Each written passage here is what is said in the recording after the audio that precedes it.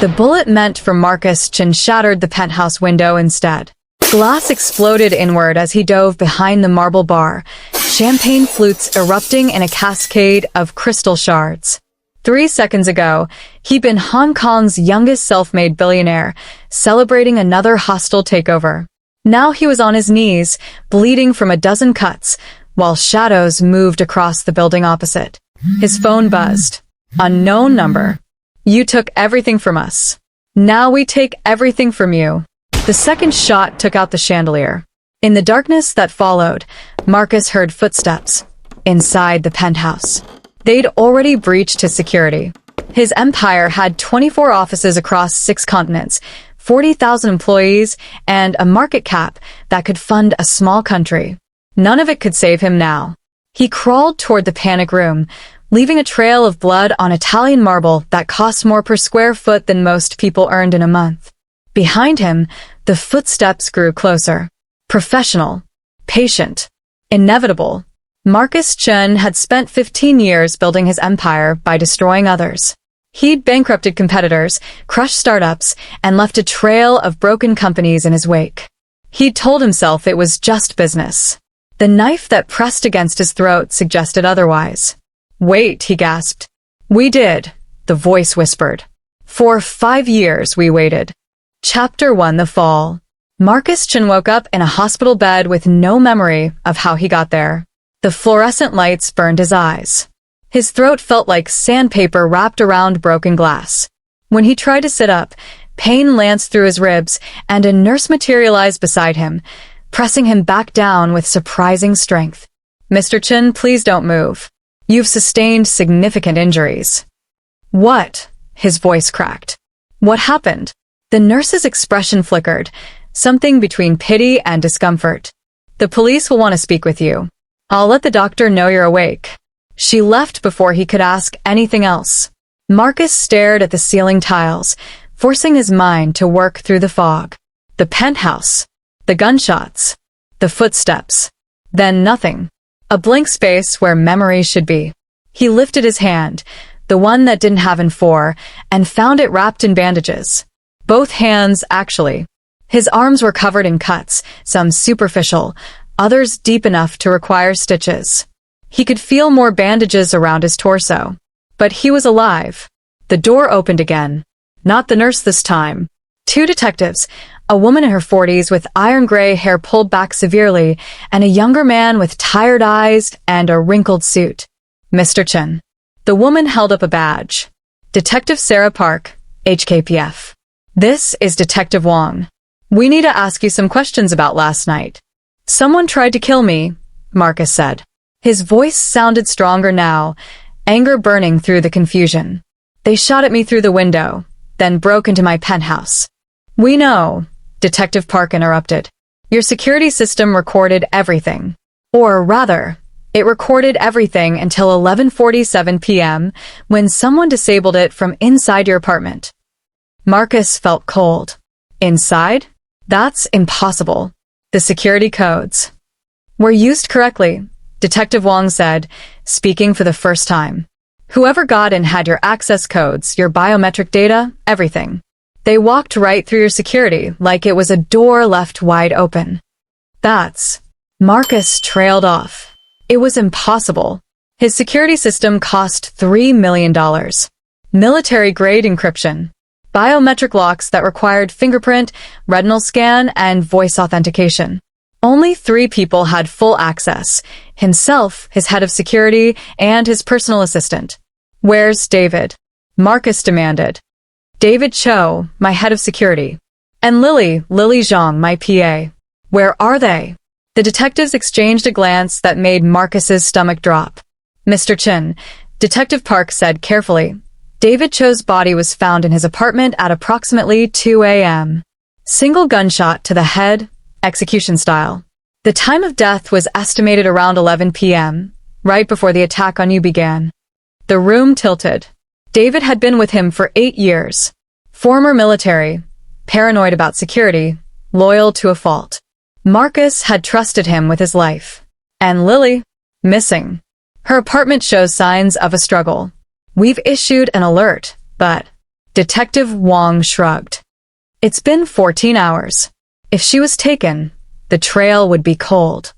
Marcus closed his eyes. Lily had been his assistant for 6 years. She knew everything, his schedule, his passwords, his secrets. She'd been more than an employee.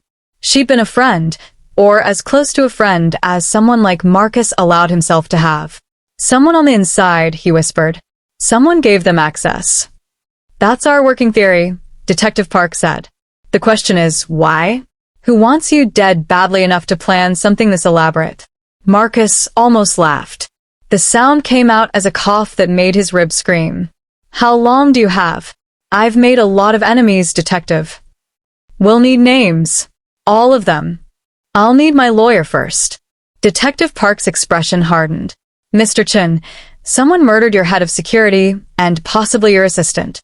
They tried to kill you. They're still out there. This isn't about protecting your business interests anymore. Everything is about business. Marcus cut her off. You don't understand how this works. If word gets out that I'm vulnerable, that someone breached my security, it won't just be assassins I have to worry about. My stock will tank. Competitors will circle. Board members will call for my removal.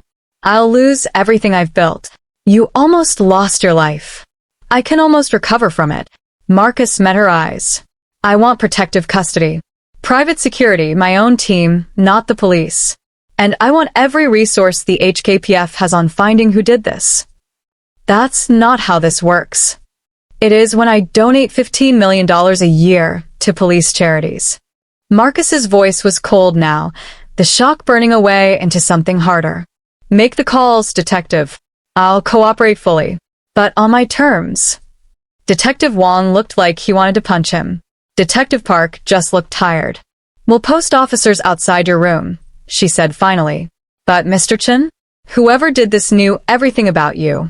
Your codes, your schedule, your security protocols. They knew exactly when you'd be in that penthouse, alone and vulnerable. That suggests someone close to you, someone in your inner circle. I don't have an inner circle, Marcus said. I have employees. Then one of your employees just tried to kill you. And until we figure out which one, I'd suggest you trust no one. After the detectives left, Marcus lay in the sterile silence, staring at the ceiling. His mind was already racing, cataloging possibilities, analyzing threats, building strategies. 15 years ago, he'd been nobody. A dropout from a third-tier university with nothing but ambition and a talent for seeing weaknesses others missed. He'd started with a single leveraged buyout, a struggling electronics manufacturer that everyone said was worthless. He'd stripped it for parts, sold the assets, and made his first million. Then he'd done it again. And again. Each time bigger, bolder, more ruthless. He'd crushed Chen Manufacturing, his own family's company, because his father had called him a failure. He'd bankrupted Zhao Enterprises after its CEO humiliated him at a conference. He'd destroyed Golden Dragon Industries just to prove he could. Somewhere along the way, he'd stopped being Marcus Chen and became something else. The Vulture, they called him in the business press. The corporate raider. The man who could destroy your company with a phone call. He'd worn those titles like armor. Now someone had found the cracks underneath. His phone, his real phone, not the hospital's sanitized communication system, buzzed on the side table. Someone must have brought his belongings.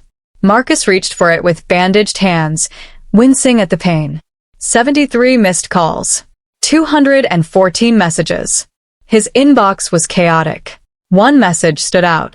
No caller ID. Sent 3 hours ago. The fall of an empire begins with a single crack. How many cracks do you have, Marcus? We've been counting. Sleep well. His hands shook as he deleted it. Then he opened his contacts and started making calls. If they wanted a war, he'd give them one. He hadn't built an empire by backing down from fights. But first, he needed to know who they were. And why, after 15 years of making enemies, someone had finally decided he was worth killing. Chapter 2. Ghosts from the Past. Marcus discharged himself from the hospital against medical advice 36 hours after waking up. The doctors protested. Detective Park threatened to charge him with obstruction. Marcus signed the liability waivers with bandaged hands and walked out flanked by 4 ex-SAS operatives he'd flown in from London overnight. If the Hong Kong police couldn't protect him, he'd protect himself. His driver brought the armored Mercedes around to the private exit. Marcus slid into the back seat, every movement sending fresh waves of pain through his ribs. The painkillers helped, but not enough. "Where to, Mr. Chen?" The lead security operative, a man named Thompson with a scar bisecting his left eyebrow, watched him through the rear-view mirror. "The office." "Sir, I'd advise against that. Your penthouse is still a crime scene and your office building has 40 floors, 300 security cameras, and biometric access on every elevator. If they want to kill me there, they'll have to do it in front of witnesses." Marcus pulled out his phone.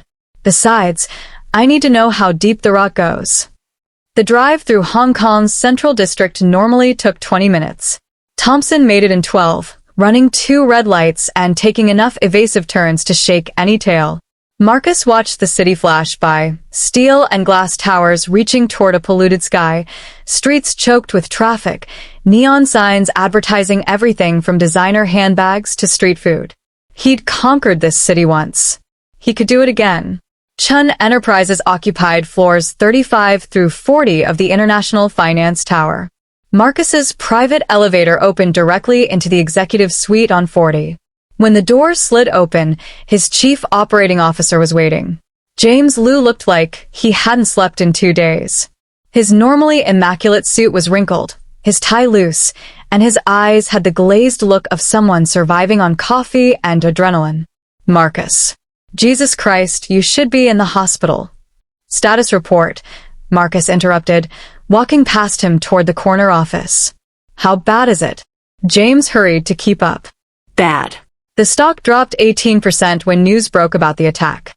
"We managed to halt trading before it got worse, but the board is in full panic mode. Richard Tam called an emergency meeting for this afternoon. Without my authorization? He's invoking the crisis succession clause. Says the company needs stable leadership during an ongoing security threat." James's voice was carefully neutral. "He's making a play, Marcus." Marcus stopped at his office door. The placard still read, "Marcus Chen, CEO and founder," in brushed steel letters. "For how much longer?" Richard Tam, 62 years old, former Goldman Sachs executive, on Chen Enterprises board for 5 years. Marcus had recruited him specifically because he was competent, connected, and ambitious enough to be useful, but not dangerous. Apparently, he'd miscalculated. What else? James hesitated. 3 of our major clients have requested meetings to discuss the stability of our partnership. Translation: they're looking for exit clauses. 2 department heads have submitted resignations. Who? Helen Zhang from legal and Robert Kim from acquisitions. Marcus felt the anger build, cold and sharp. Helen had been with the company for 7 years. Robert for 9. He'd made them both wealthy beyond their parents' wildest dreams. "Rats fleeing a sinking ship," he muttered. "Can you blame them?" James asked quietly. "Someone tried to kill you, Marcus. David's dead. Lily's missing. People are scared." Marcus turned to look at his COO. James Liu had been with him from the beginning, his first real hire, back when Chen Enterprises was 3 people working out of a rented office that smelled like mildew and broken dreams. They'd built this together. "Are you scared, James?" "Terrified," James admitted. "But I'm still here." Marcus nodded once. "Then let's get to work. Cancel the board meeting." "I can't. Richard has the authority under the crisis clause." "Then I'll attend. Set it for 4 p.m. That gives me 3 hours. Marcus pushed open his office door. "I need everything we have on Richard Tam. Personal finances, business relationships, known associates. If he's making a move, someone's backing him." "Marcus, you can't seriously think Richard is involved in the attack." "I think Richard saw an opportunity, and he's taking it. Whether he created that opportunity or just capitalized on it." Marcus shrugged. "Either way, I need to know." His office looked exactly as he'd left it. Floor-to-ceiling windows overlooking Victoria Harbor. A desk made from a single slab of Brazilian walnut. The Bloomberg terminal showing real-time market data. Framed newspaper articles on the walls, each one marking another conquest, another company absorbed into his growing empire. The only new addition was a stack of manila folders on his desk. What's this? James shifted uncomfortably. Detective Park dropped them off yesterday. Said you'd asked for a list of enemies. These are, well, the ones with the most obvious motives. Marcus picked up the first folder. Zhang Wei, former CEO of Zhang Enterprises. Marcus had acquired his company in a hostile takeover 3 years ago, stripped it for assets, and left Zhang Wei bankrupt and disgraced. Last known location, Shanghai. The second folder was thicker. Victoria Zhao, CEO of Zhao Holdings. Her father had founded the company 60 years ago. Marcus had destroyed it in 18 months, using leveraged debt and aggressive litigation. Victoria had sworn vengeance at the bankruptcy hearing. Last known location, Hong Kong. There were 23 folders in total. 23 people whose lives he'd ruined. 23 people who might want him dead. Jesus, Marcus muttered. And that's just the ones with clear motives and the means, James said. If we include everyone who lost money when you acquired their companies, shareholders who got wiped out, employees who lost their jobs, we're talking thousands of people, Marcus. Then we narrow it down. Whoever did this had inside information. My security codes, my schedule, knowledge of my systems.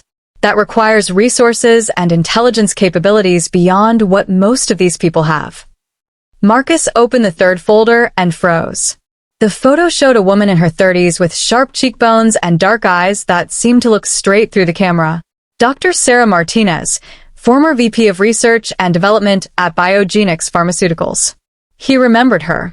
Biogenics had been one of his earlier acquisitions, a promising biotech startup developing cancer treatments. Marcus had seen the potential, bought a controlling stake, then shut down their research division to redirect resources toward more profitable drug lines. Sarah Martinez had confronted him in the parking garage after the announcement, her voice shaking with rage. "You're killing people," she'd said. "Our research could have saved thousands of lives." "And cost millions of dollars with no guarantee of FDA approval," Marcus had replied. "I made a business decision. You made a choice. You chose profit over people. I hope you can live with that."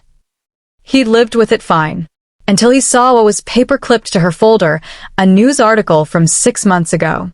Dr. Sarah Martinez's daughter, Emma, 7, lost her battle with leukemia on Tuesday. Memorial services will be held. Below that, another article. 1 month ago, Dr. Martinez was arrested following a protest at Chen Enterprises headquarters. Released on bail, charges pending. And a note in Detective Park's handwriting. Subject has advanced degree in computer engineering. Former military service, Army Signals Intelligence. Known associates include former Biogenics employees with various technical specialties. Motive, 10/10. Means, 8/10. Opportunity, unknown. Currently under surveillance. Marcus set the folder down carefully. "I remember her," he said quietly. "The daughter. I didn't know." "Would it have mattered?" James asked. Not accusatory. Just curious. Marcus didn't answer. He was already thinking tactically. Sarah Martinez had the skills. She had a motive. God, did she have a motive? And if she'd recruited other former Biogenics employees? His phone buzzed. Unknown number. He almost didn't answer. But something made him swipe to accept. "Mr. Chen." A woman's voice. Familiar. "I'm glad you survived. It would have been too easy if you died in the penthouse." "Who is this?" "You don't remember me? I'm hurt. Though I suppose I was just another casualty of your business empire." One face among thousands. Marcus's hand tightened on the phone. Sarah Martinez. A soft laugh. "So you do remember. I'm flattered. Tell me, Mr. Chen, do you remember my daughter? Emma? She was 7 when she died. 7 years old, and the treatment that could have saved her, the treatment my team was developing, you shut it down. For profit margins." "I'm sorry about your daughter." "No, you're not. You're sorry someone tried to kill you. You're sorry your empire is cracking. You're sorry you might finally face consequences for your actions. But my daughter? You didn't think about her for a single second until you saw her photo in that folder. Marcus glanced at James, who was already on his own phone, likely calling the police to trace the call. What do you want? I want you to understand what it feels like to lose everything. I want you to watch your empire crumble. I want you to know that you're powerless to stop it. Her voice was eerily calm. But most of all, Mr. Chen, I want you to live with it. Death would be mercy. You don't deserve mercy. If you think you can destroy what I've built, I already have. That attack in your penthouse? That was just the opening move. Right now, as we speak, every system you rely on is compromised. Every secret you've kept is about to become public. Every enemy you've made is about to receive a very interesting file. You're bluffing. Am I? Check your Bloomberg terminal. Check the news. And then ask yourself, how many ghosts from your past are coming home to haunt you? The line went dead. Marcus turned to his Bloomberg terminal. The screen was black except for a single line of text. The fall of Marcus Chen, live now. Below it, a link. With shaking hands, Marcus clicked it. The browser opened to a website he'd never seen before. No corporate branding. Just a stark black background and a video player. The video started automatically. It was security footage from inside Chen Enterprises, his own building. The timestamp showed 3 weeks ago. Marcus watched himself in a conference room, meeting with a man he recognized as a government official from the mainland. Money changing hands. Documents being signed. The kind of deal that was technically legal but looked exactly like bribery. The video cut to another clip. Marcus in his office on the phone. I don't care if it's illegal in their jurisdiction. Route it through the shell companies. If anyone asks, we have no knowledge of labor practices. Another clip. Another incriminating moment. The video wasn't just exposing him. It was destroying him. And it was being broadcast live to thousands of viewers. Marcus watched the view count climb. 15,000, 20,000, 30,000. His phone exploded with notifications. Calls from board members, investors, journalists, lawyers. Marcus. James's voice was hollow. It's everywhere. Twitter, LinkedIn, every major news site. They're calling it the Chen Files. Marcus couldn't breathe. This wasn't just an assassination attempt. This was something worse. This was the complete dismantling of everything he'd built. And somewhere out there, Sarah Martinez was watching him realize it. Chapter 3. The Reckoning. The board meeting was a bloodbath. Marcus walked into the conference room at precisely 4 p.m., flanked by Thompson and another security operative. 11 pairs of eyes tracked his movement. The entire board of Chen Enterprises, minus David Cho's empty seat at the far end of the table. Richard Tam sat at the head of the table. Marcus's seat. Marcus. Richard didn't stand. Good on you for joining us. Please sit. The only available chair was at the opposite end from Richard. The symbolism wasn't subtle. Marcus remained standing. This is my company. My boardroom. You're my chair, Richard. About that. Richard folded his hands on the table. His Rolex caught the light, a vintage Daytona that cost more than most people's cars. Marcus had given it to him 2 Christmases ago. We've been reviewing the situation, and the board has some concerns. I'm sure you do. Shall we discuss those concerns? Or should I address the elephant in the room first? Marcus pulled out his phone, opened the video that had now been viewed over 2 million times, and placed it on the table. Someone hacked our security systems, stole confidential footage, and is systematically destroying this company's reputation. That's the crisis we should be managing. We are managing it, said Patricia Wong, the board's CFO. She was 60, steel-haired, and had the warmth of a tax audit. We've engaged crisis PR firms, prepared statements for investors, and coordinated with legal authorities to assess our liability exposure. Without consulting me. You were in the hospital, Richard said smoothly. Someone had to take charge. The crisis succession clause was meant for situations where the CEO is incapacitated. I'm standing right here. Are you? Richard leaned back. Because from where I'm sitting, you're a liability. That video shows you engaged in questionable business practices. All legal. That will trigger regulatory investigations, shareholder lawsuits, and criminal inquiries. The mainland authorities alone could tie us up for years. Our stock is in free fall. Our clients are fleeing. Our reputation is destroyed. Richard's voice hardened. And it's all because someone decided you were worth destroying. Someone tried to kill me, Marcus said quietly. They murdered David. They took Lily. And you're worried about stock prices? I'm worried about 40,000 employees who depend on this company for their livelihoods, Patricia interjected. I'm worried about pensioners who invested their retirement in our stock. I'm worried about stakeholders who trusted us to be responsible stewards of their capital. Touching concern, Patricia.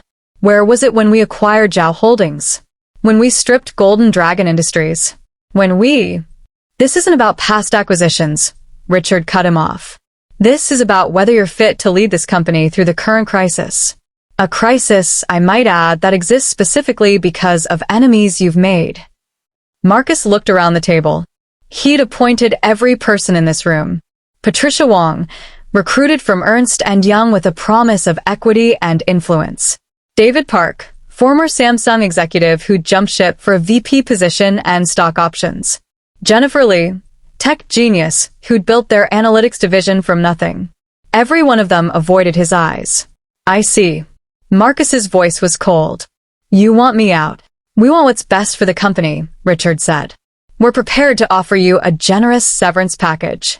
You'd retain your shares, of course, and we'd structure it as a voluntary medical leave given your recent trauma. The optics would be much better than a forced removal. How generous of you to let me keep shares in the company I founded. Marcus, be reasonable. No. Marcus slammed his hand on the table. Pain shot through his bandaged palm, but he didn't flinch. You want reasonable? Here's reasonable. I built this company from nothing. Every dollar of revenue, every acquisition, every success, that's mine. You're all here because I made you rich. And now you want to throw me out because things got difficult? It's not personal, Patricia said. It's business. Marcus laughed. The sound was bitter. That's my line. I've said that exact phrase 100 times to people I've destroyed. Nothing personal, just business. Funny how different it sounds from the other side. Jennifer Lee spoke for the first time. She was the youngest board member, barely 40, and she'd always been fiercely loyal. Marcus, I don't want to do this. But we have a fiduciary duty. If we don't act, we could be held personally liable. So, this is about protecting yourselves. It's about survival, Richard said. The company's survival.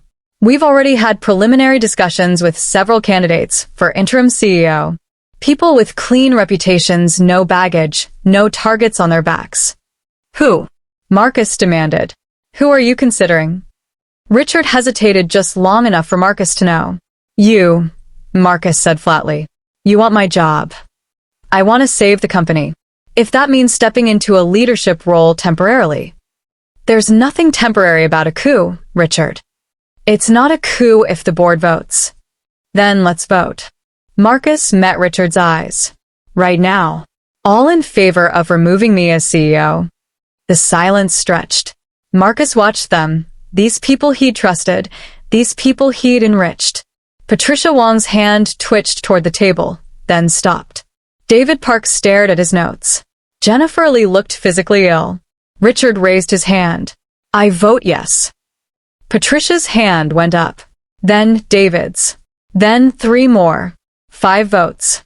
Marcus counted the remaining board members. 6 hadn't voted yet. He needed 4 of them. Jennifer, he said quietly. She closed her eyes. Her hand rose slowly, like it was weighted with lead. I'm sorry, Marcus. 6 votes. The room felt airless. The remaining 5 board members shifted in their seats. Marcus had promoted 2 of them in the last year. One of them, Thomas Huang, he'd personally mentored. Thomas wouldn't look at him. His hand stayed down. 4 more hands remained down. Marcus felt something crack inside his chest. The motion fails, Richard said, unable to keep the frustration from his voice. For now. But Marcus, you need to understand, this company is hemorrhaging. Every hour you remain CEO, we lose more. The video, the investigations, the lawsuits, it's not sustainable. I'll fix it. How? Whoever did this has systematically dismantled your security, exposed your secrets, and turned public opinion against you. What's your plan? Marcus's phone buzzed. He glanced at the screen. Another unknown number. Another message. Enjoying the board meeting? Don't worry. I saved the best for last. Check your email. With a growing sense of dread, Marcus opened his email on his phone. The latest message had no subject line. Just an attachment. He clicked it. It was a spreadsheet. Financial records. Shell companies, offshore accounts, transactions that were very definitely not legal. Money laundering, tax evasion, bribery, a decade of carefully hidden crimes, all documented with forensic precision. And CC'd on the email, the Hong Kong police, the ICAC, the SEC, the FBI, and every major news organization in Asia. Marcus. Richard was watching him. What is it? Marcus set his phone down carefully. His hand was steady, even though his world was ending. It appears, he said quietly, that my financial crimes are now public record. The room erupted. Board members shouting questions, reaching for their phones, Patricia already dialing their attorneys. Richard stood up, his face pale. Everyone calmed down. The conference room doors burst open.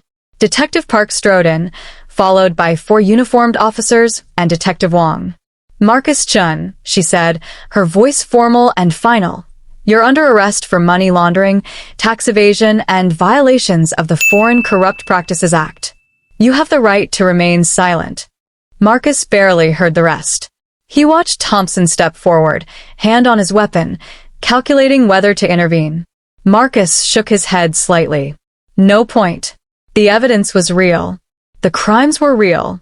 There was no fighting this. As the handcuffs clicked around his wrists, careful of his bandaged hands, Marcus caught Richard Tam's expression. Relief. Satisfaction. And underneath it, barely hidden, triumph. You knew, Marcus said. You knew this was coming.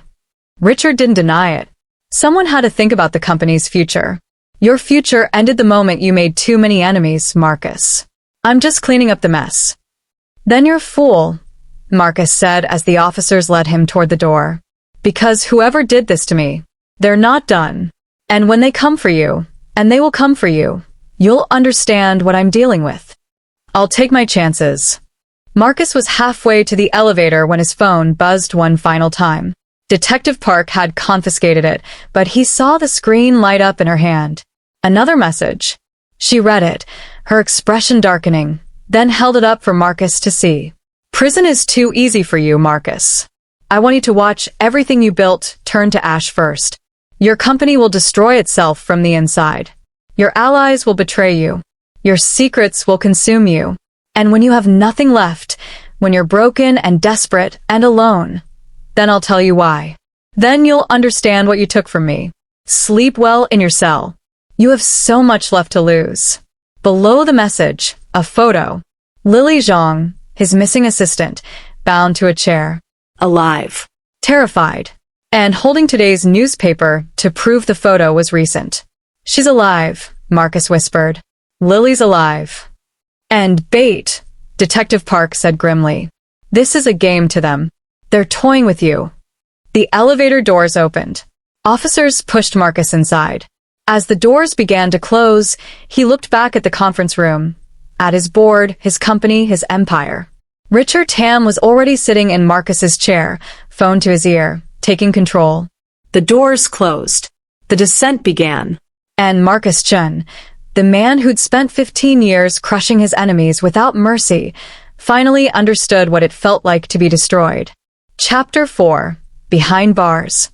The Hong Kong Correctional Services Detention Center smelled like disinfectant, sweat, and despair.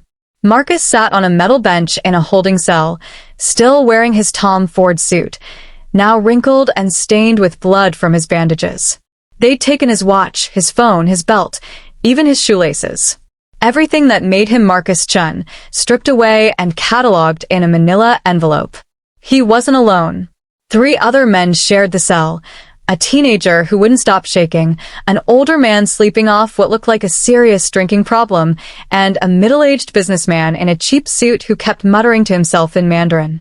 Marcus closed his eyes and tried to think. The evidence against him was overwhelming, a decade of financial crimes, meticulously documented. His lawyers would argue chain of custody, illegal hacking, inadmissible evidence. It wouldn't matter. The court of public opinion had already convicted him. Chen Enterprises would be radioactive now.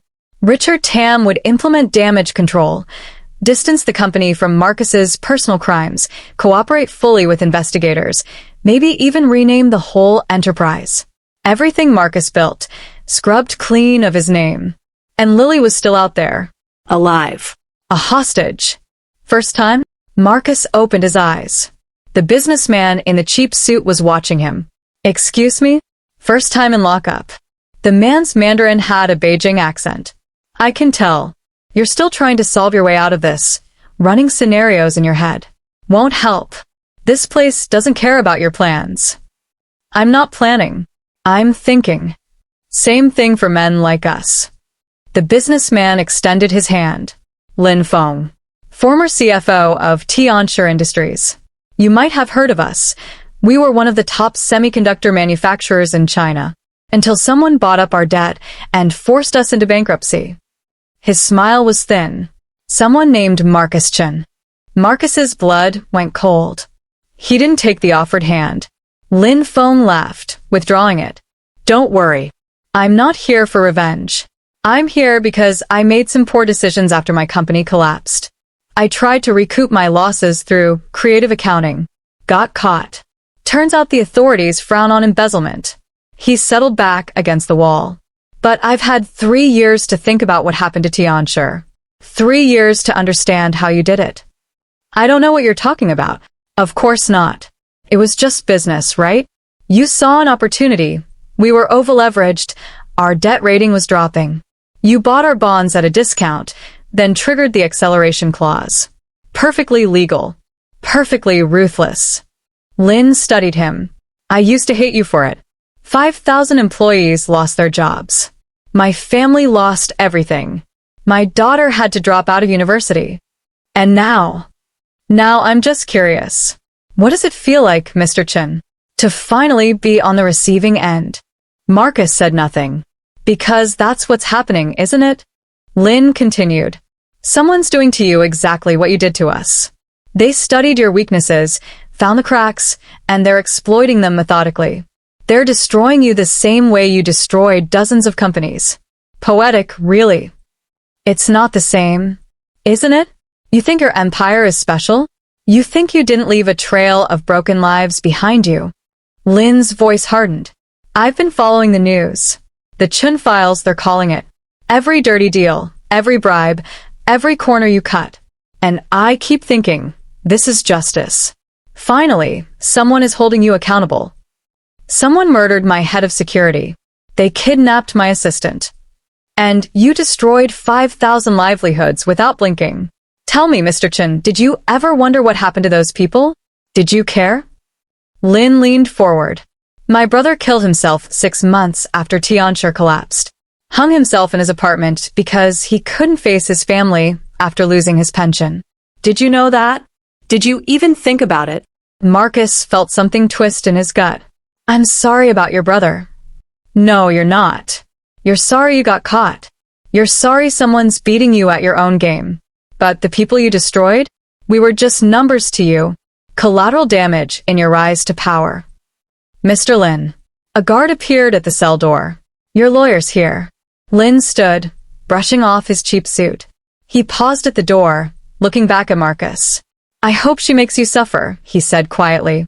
Whoever's doing this to you, I hope she takes everything, piece by piece, and makes you watch. Because that's what you did to us. The only difference is you called it business. The cell door clanged shut behind him. Marcus sat in silence, Lin's words echoing in his head.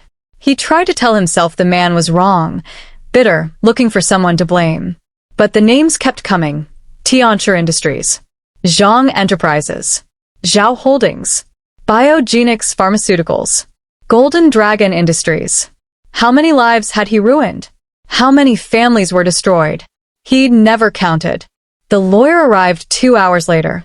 Not Marcus's regular attorney, a white shoe firm that charged $2,000 an hour.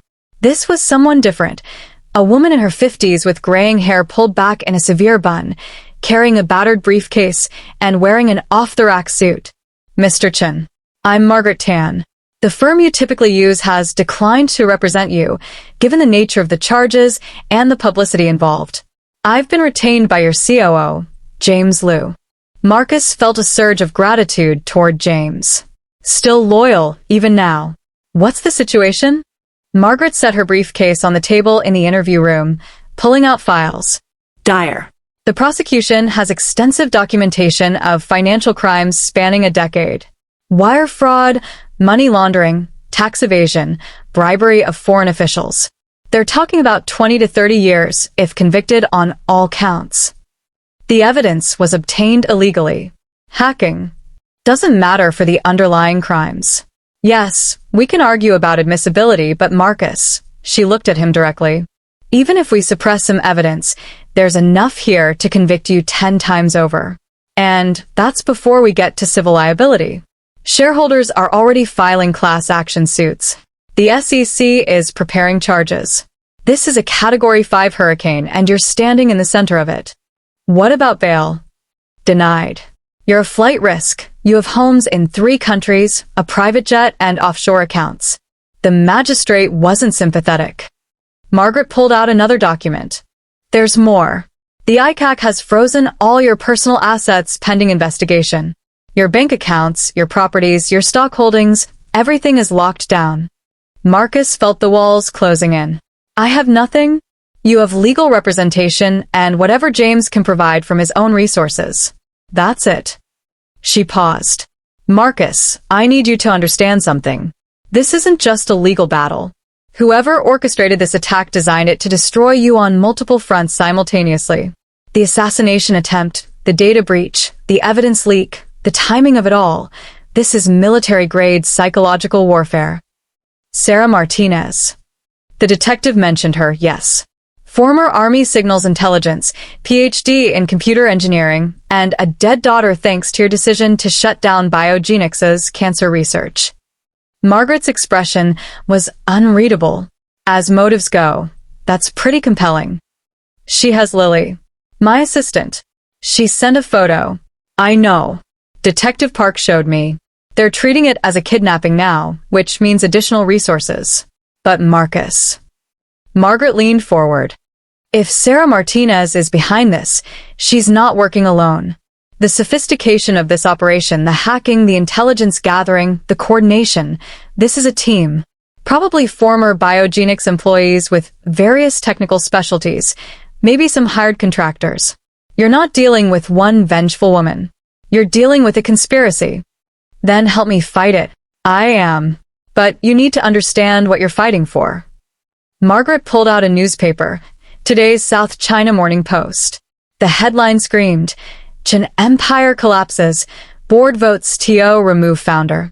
Marcus's vision blurred. What? Emergency session 2 hours ago. Richard Tam convinced the remaining board members that keeping you as CEO, even nominally, was untenable given the criminal charges. They voted 8-3 to remove you, effective immediately. Tam is the new CEO. Thomas Huang, Jennifer Lee, all of them had turned against him in the end. My company, Marcus whispered.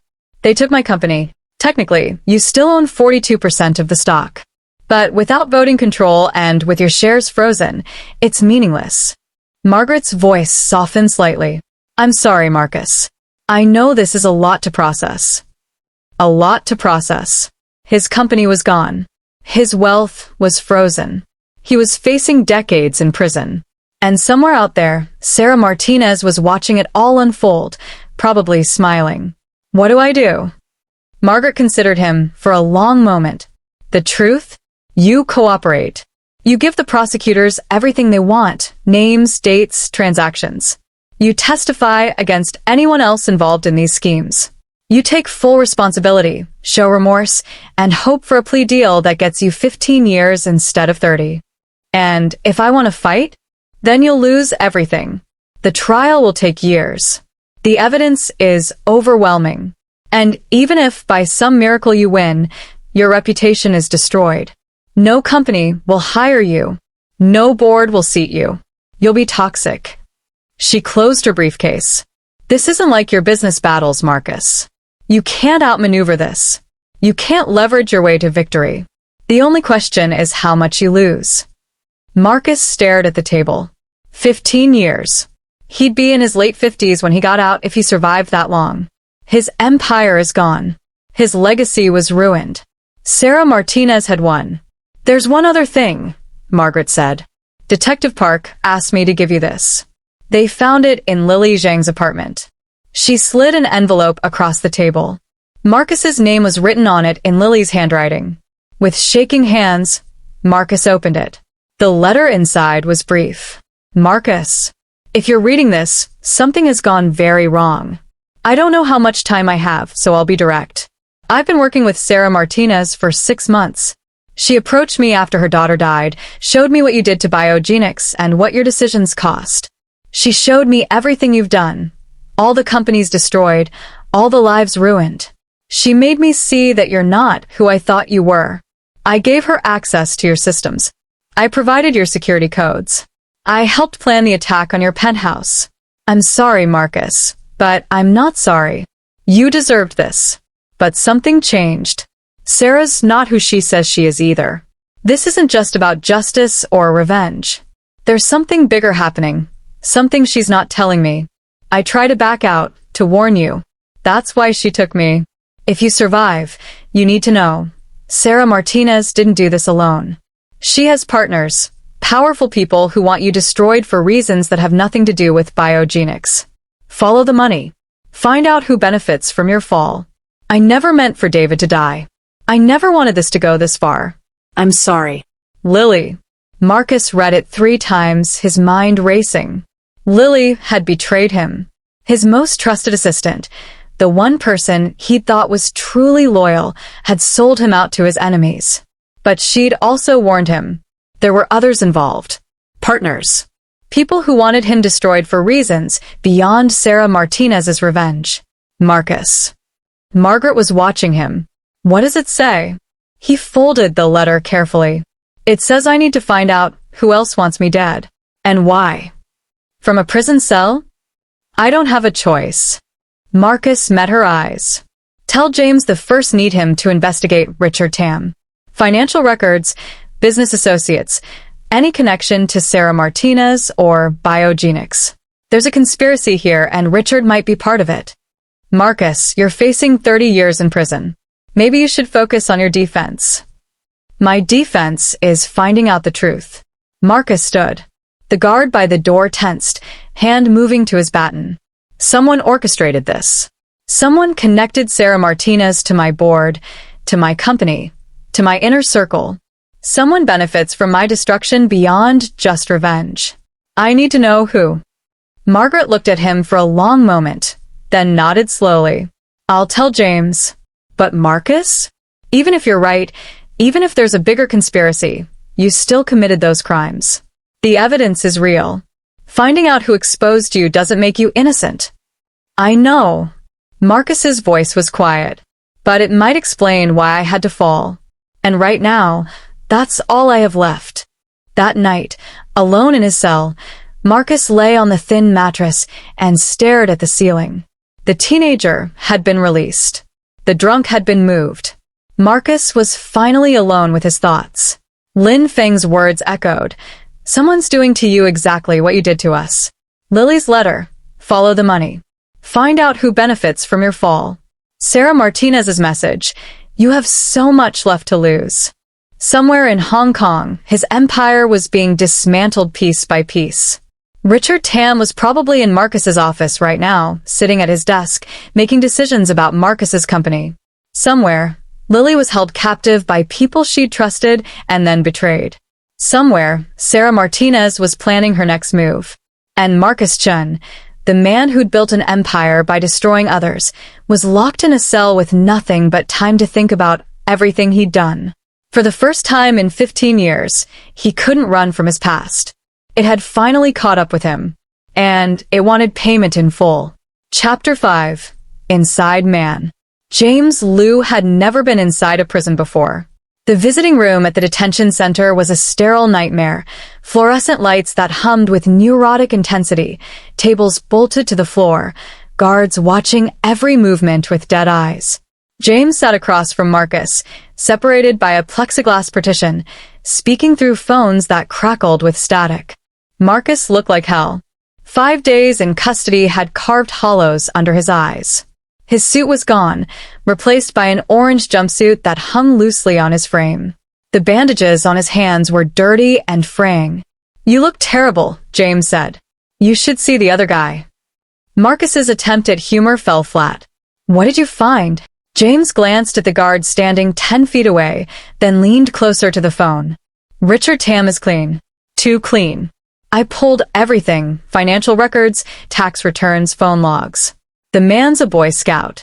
No questionable transactions, no mysterious meetings, no connection to Sarah Martinez or biogenics.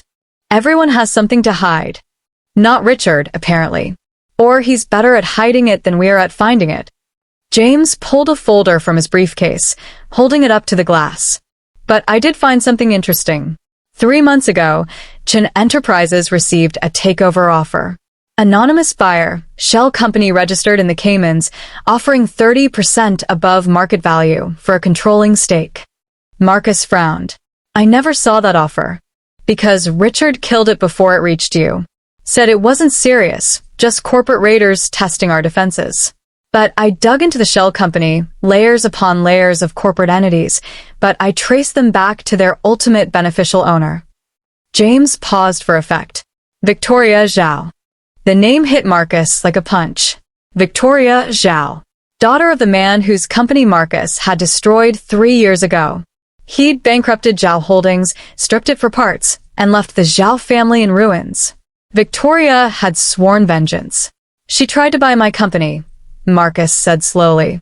"Richard refused to even tell me about it. Gets better. 2 weeks after Richard rejected the offer, he received a wire transfer for $5 million. It was routed through 3 different banks, but it originated from the same Cayman shell company."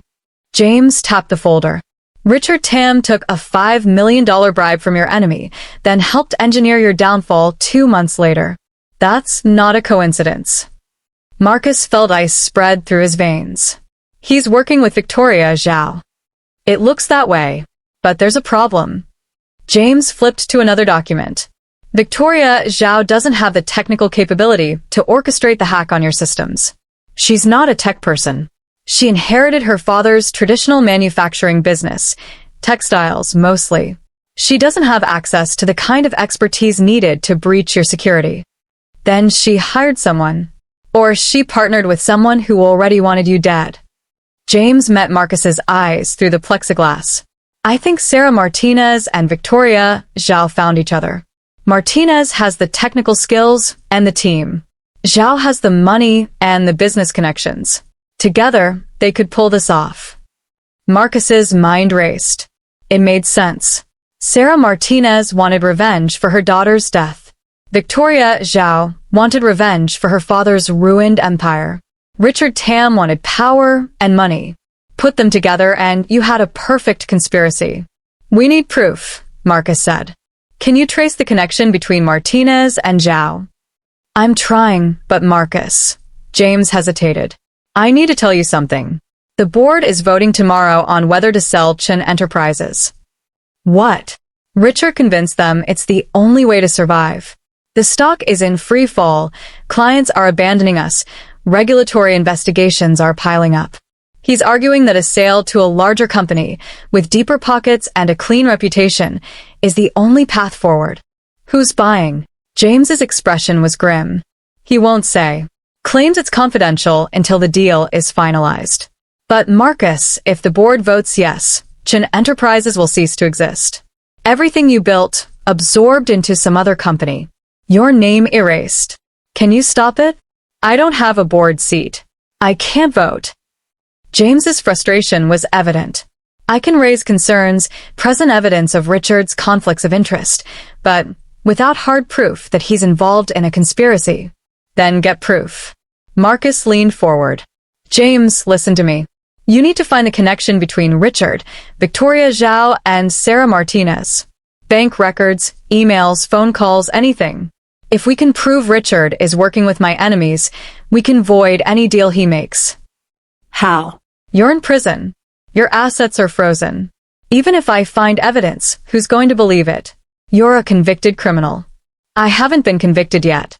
It's a matter of time. James's voice was gentle but firm. Marcus, I'm trying to save the company, but maybe we need to accept that you're not going to be part of that future. The best thing you can do now is cooperate with the prosecutors, take whatever deal Margaret can negotiate. I'm not giving up. Then, what's your plan? You're locked in here. You have no resources, no power, no allies except me. How are you going to fight this? Marcus was quiet for a long moment. Then he said, I need you to do something for me. Something you're not going to like. What? I need you to contact Victoria Zhao. Tell her you want to meet. Tell her you're tired of being Richard's second-in-command, that you saw what happened to me, and you want to be on the winning side. James stared at him. You want me to pretend to betray you. I want you to get inside their operation. Find out what they're planning, who's involved, what the endgame is. You're the only person I trust, James. You're the only one who can do this. Marcus, that's insane. If they even suspect I'm working for you, they won't, because you'll tell them the truth, that I'm finished, that my empire is falling apart, that you need to look out for yourself. They'll believe it because it's what everyone else is doing. Richard betrayed me. Lily betrayed me. The entire board betrayed me. Why not you? James looked physically ill. Because I'm not them. Because I've been with you from the beginning. Because he stopped, taking a breath. Because you're my friend, Marcus. Not my boss. My friend. Marcus felt something crack in his chest. In 15 years of building his empire, he'd never let anyone get close enough to call them friends. He'd had employees, business associates, and useful contacts. Never friends. Until James. That's why it has to be you, Marcus said quietly. Because you're the only person who can pull this off. You're brilliant, James. You're capable. And you're believable. They'll trust you because you have every reason to abandon me. And what do I actually do once I'm inside? Find proof. Recording, documents, anything that proves the conspiracy. Then take it to the police, to the media, to anyone who'll listen. Marcus pressed his hand against the plexiglass. James, they're going to kill Lily. Once they've finished destroying me, she's a liability. She knows too much. We need to find her before that happens. James closed his eyes. This is going to blow up in our faces. Probably. But it's the only play we have left. 3 days later, James stood outside a high-rise apartment building in mid-levels, one of Hong Kong's most expensive neighborhoods. According to his research, Victoria Zhao lived on the 42nd floor, a penthouse with views of Victoria Harbor, and a price tag that would make most people weep. She'd bought it 6 months ago. Cash purchase. $30 million. For someone whose family business had been destroyed, Victoria Zhao was doing remarkably well. James had sent her an encrypted email 2 days ago, using a burner account. I worked for Marcus Chen. I have information you'll want. Name your price. The response came within hours. 42F. Tomorrow. 8 p.m. Come alone. Now James stood in the lobby, heart pounding, wondering if he was about to make the biggest mistake of his life. The elevator ride to the 42nd floor felt like descending into hell, even though he was going up. James watched the numbers climb, rehearsing his story. Disgruntled COO.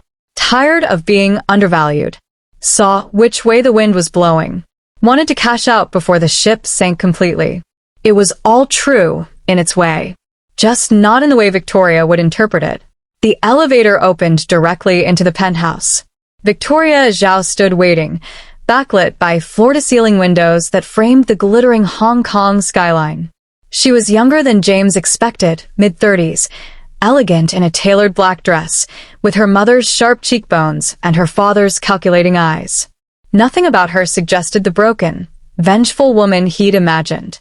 Mr. Liu. Her English was perfect, accentless. Thank you for coming. Can I offer you a drink? Whiskey. Neat. She poured 2 glasses from a crystal decanter, handed him one. The whiskey was Macallan, probably older than James. Victoria gestured to a leather sofa overlooking the harbor. You said you have information about Marcus Chen, she said, settling into a chair across from him. I'm listening. James took a sip of whiskey, buying time. Before we begin, I need to know what I'm getting into. I've worked for Marcus for 12 years. I know what he's capable of. If I'm going to turn against him, I need guarantees. Such as protection, financial compensation, and a position in whatever company acquires Chen Enterprises. James met her eyes. I assume that's the plan? Destroy Marcus's reputation, drive down the stock price, then buy the company for pennies on the dollar. Victoria smiled. It didn't reach her eyes. You're perceptive. I'm a COO. It's my job to see the big picture. James leaned back. Richard Tam is working with you. He's been steering the board toward a sale. But he doesn't know that you're the buyer, does he? Richard knows what he needs to know. And what about Sarah Martinez?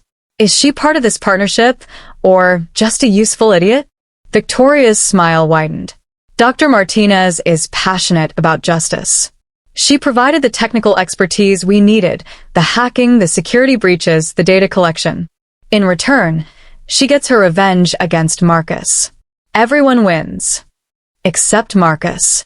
Except Marcus, Victoria agreed. Tell me, Mr. Liu, why are you here?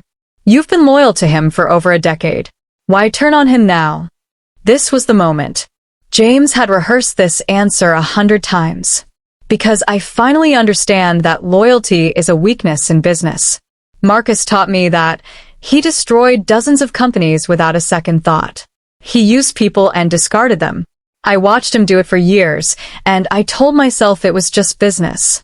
That success required ruthlessness. James set down his glass. But then I saw what you did to him. The precision. The planning. The complete annihilation. And I realized, I've been learning from the wrong person. You're better at this than he ever was. Victoria studied him for a long moment, flattering, but not convincing. Try again. James felt sweat forming on his back. What do you mean?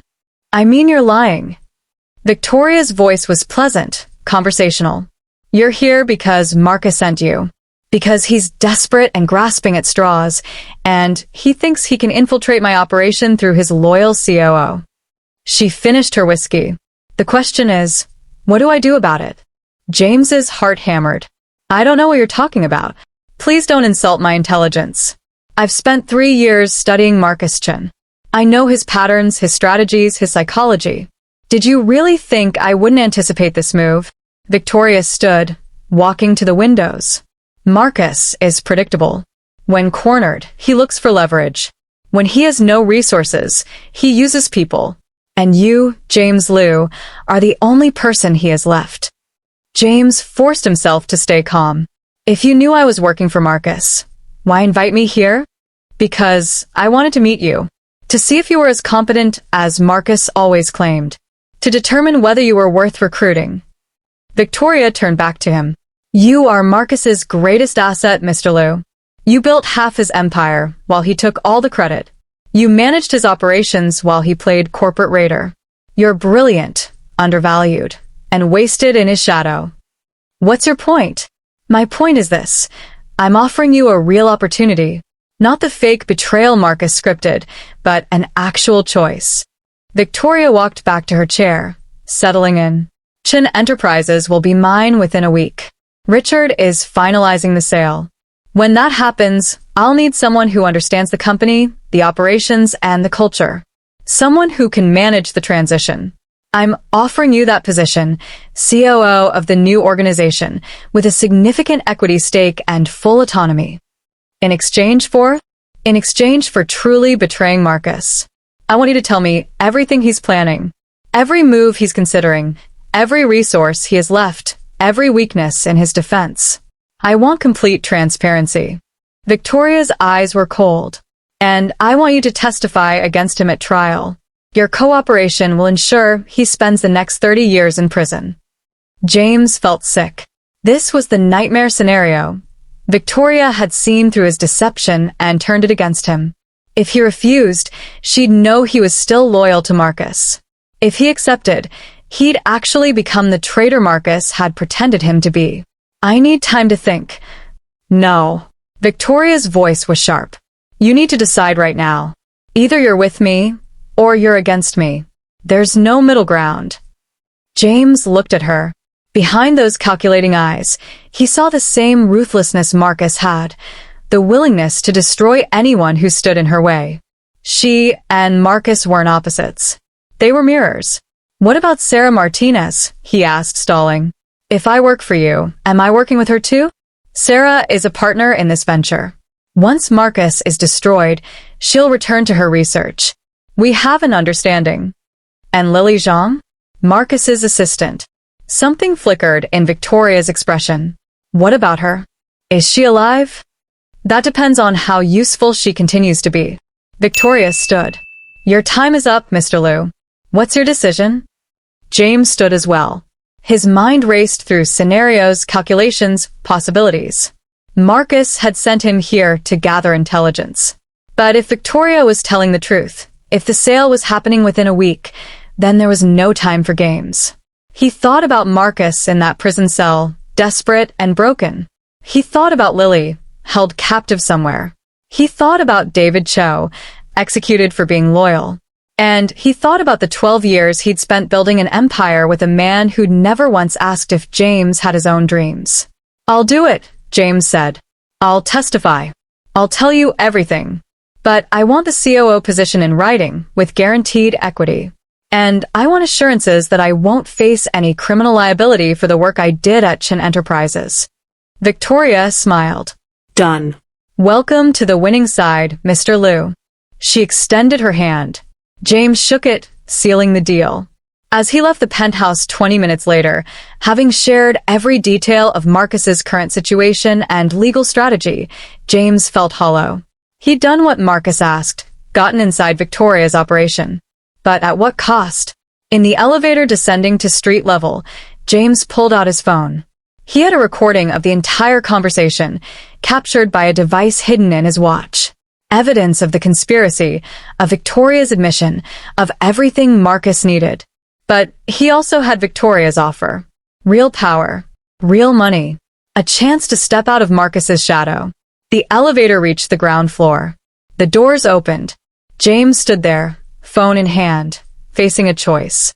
Deliver the recording to Marcus and stay loyal to a sinking ship. Or delete it, take Victoria's offer, and finally claim what he deserved. His finger hovered over the delete button. Chapter 6. The Prisoner's Gambit. Marcus knew something was wrong the moment James walked into the visiting room. It had been 4 days since their last meeting. 4 days of silence, no updates, no messages through Margaret. Just radio silence while Marcus rotted in his cell, wondering if his only ally had abandoned him or worse, been caught. Now James sat across the plexiglass partition, and his eyes wouldn't meet Marcus's. Tell me you got something, Marcus said into the phone. James was quiet for a long moment. Then he said, I met with Victoria Zhao. And she knew. She knew I was working for you the moment I walked through her door. She saw right through it. James finally looked up. She made me an offer, Marcus. COO of the new organization when she acquires Chen Enterprises. Full equity stake. Complete autonomy. Marcus felt his stomach drop. What did you say? I said yes. The world tilted. Marcus gripped the phone tighter, his bandaged hands aching. You said yes. I had to. If I'd refused, she would have known I was still loyal to you. I needed her to trust me, to keep talking. So I told her I'd betray you. I told her everything about your legal strategy, your current situation, and what you were planning. James pulled out his phone, holding it up to the glass. But I recorded the whole conversation. She admitted to the conspiracy, to working with Sarah Martinez, to bribing Richard Tam. It's all here, Marcus. Everything you need. Marcus's heart was pounding. Let me hear it. James pressed play. Through the phone's tinny speaker, Marcus heard Victoria Zhao's voice. Sarah is a partner in this venture. Once Marcus is destroyed, she'll return to her research. It was perfect. Admissible evidence of a criminal conspiracy. Proof that Richard Tam was compromised. Everything Marcus needed to blow the case wide open. This is good, Marcus said. This is really good, James. We can take this to Detective Park, to the prosecutors. We can. There's a problem. James stopped the recording.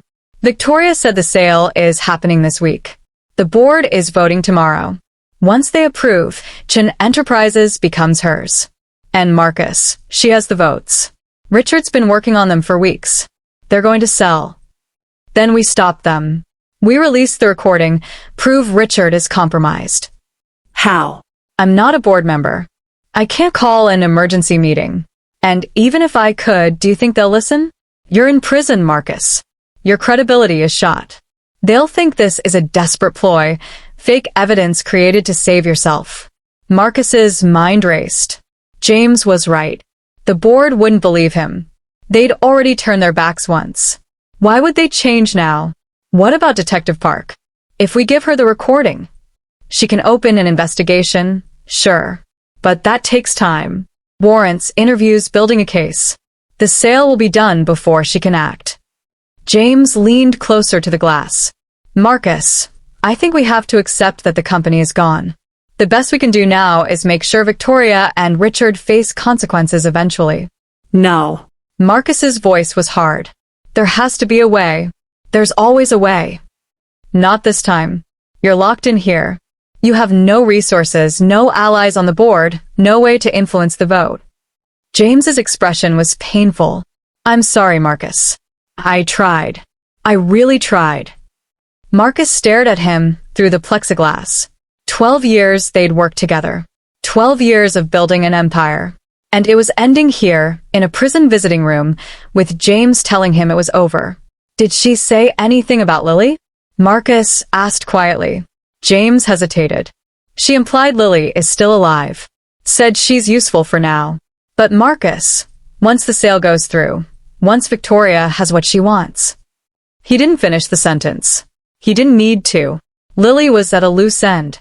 Loose ends got eliminated. I need you to do something else for me, Marcus said. Marcus. I need you to vote. James blinked. What? I told you. I'm not a board member. No. But I am. And I can give you my proxy.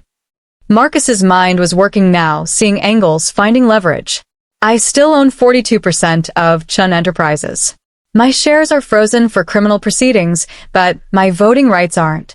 I can designate you to vote on my behalf. The board will never accept that. They have to. It's in the corporate bylaws. Any shareholder can designate a proxy to vote their shares. Richard probably assumed I wouldn't know that, wouldn't think of it. But James, if you walk into that boardroom tomorrow with my proxy, you control 42% of the company.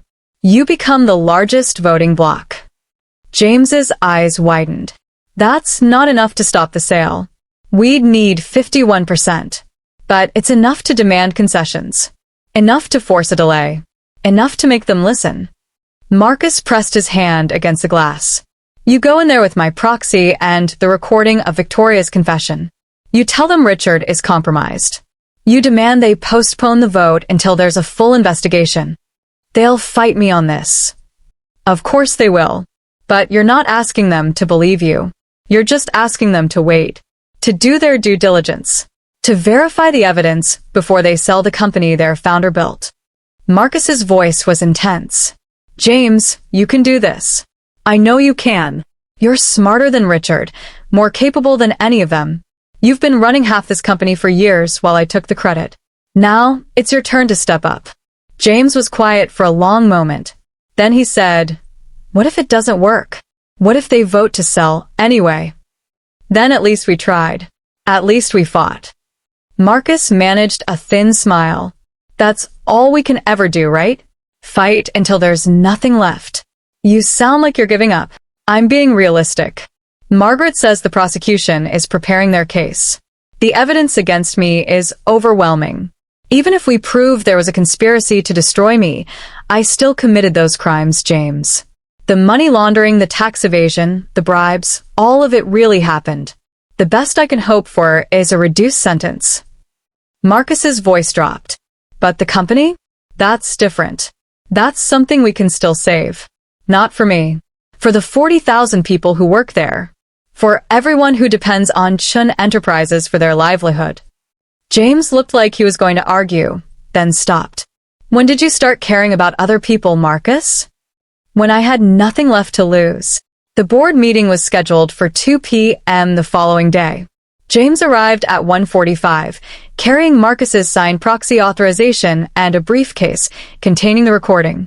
He'd barely slept, running through scenarios, preparing arguments, anticipating every objection Richard would raise. The boardroom was on the 40th floor, in the corner suite that had once been Marcus's domain. James had been in this room hundreds of times, usually sitting in the back taking notes, while Marcus commanded the table. Now he walked in to find all 11 remaining board members already seated. Richard Tam sat at the head of the table, Marcus's seat, with Patricia Wong on his right. Jennifer Lee, Thomas Huang, David Park, and the others filled out the sides. Every eye turned to James as he entered. James. Richard's smile was thin. I wasn't expecting you. This is a board meeting, not an operations review. I'm aware. James set his briefcase on the table. I'm here as Marcus Chen's designated proxy. He's assigned me his voting rights for today's proceedings. The room erupted. Board members talking over each other, Richard's face darkening, Patricia pulling out her phone to call the company's lawyers. That's not possible, Richard said when the noise died down. Marcus's shares are frozen. His assets are frozen for criminal proceedings. His voting rights as a shareholder are not. James pulled out the proxy authorization, sliding it across the table. I have documentation signed by Marcus and notarized by a corrections officer. It's completely legal. Patricia grabbed the document, scanning it with a lawyer's eye. Her expression soured. It appears legitimate. Of course it's legitimate, Richard snapped. But it's also irrelevant. Marcus no longer has any authority over this company. The board voted to remove him as CEO. You voted to remove him from management. You can't remove him as a shareholder. James remained standing. And as the holder of 42% of the company's stock, I'm entitled to participate in this vote. This is a desperate ploy, Richard said. Marcus is trying to sabotage the sale from his prison cell. Maybe he has a good reason. James opened his briefcase, pulling out a tablet. Before we vote on selling the company, I think the board should hear this. He pressed play on the recording. Victoria Zhao's voice filled the room. Richard knows what he needs to know.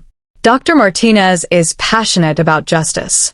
She provided the technical expertise we needed, the hacking, the security breaches, the data collection. In return, she gets her revenge against Marcus. The color drained from Richard's face. James let the recording play through Victoria's admission of the conspiracy, the bribery, the coordination with Sarah Martinez.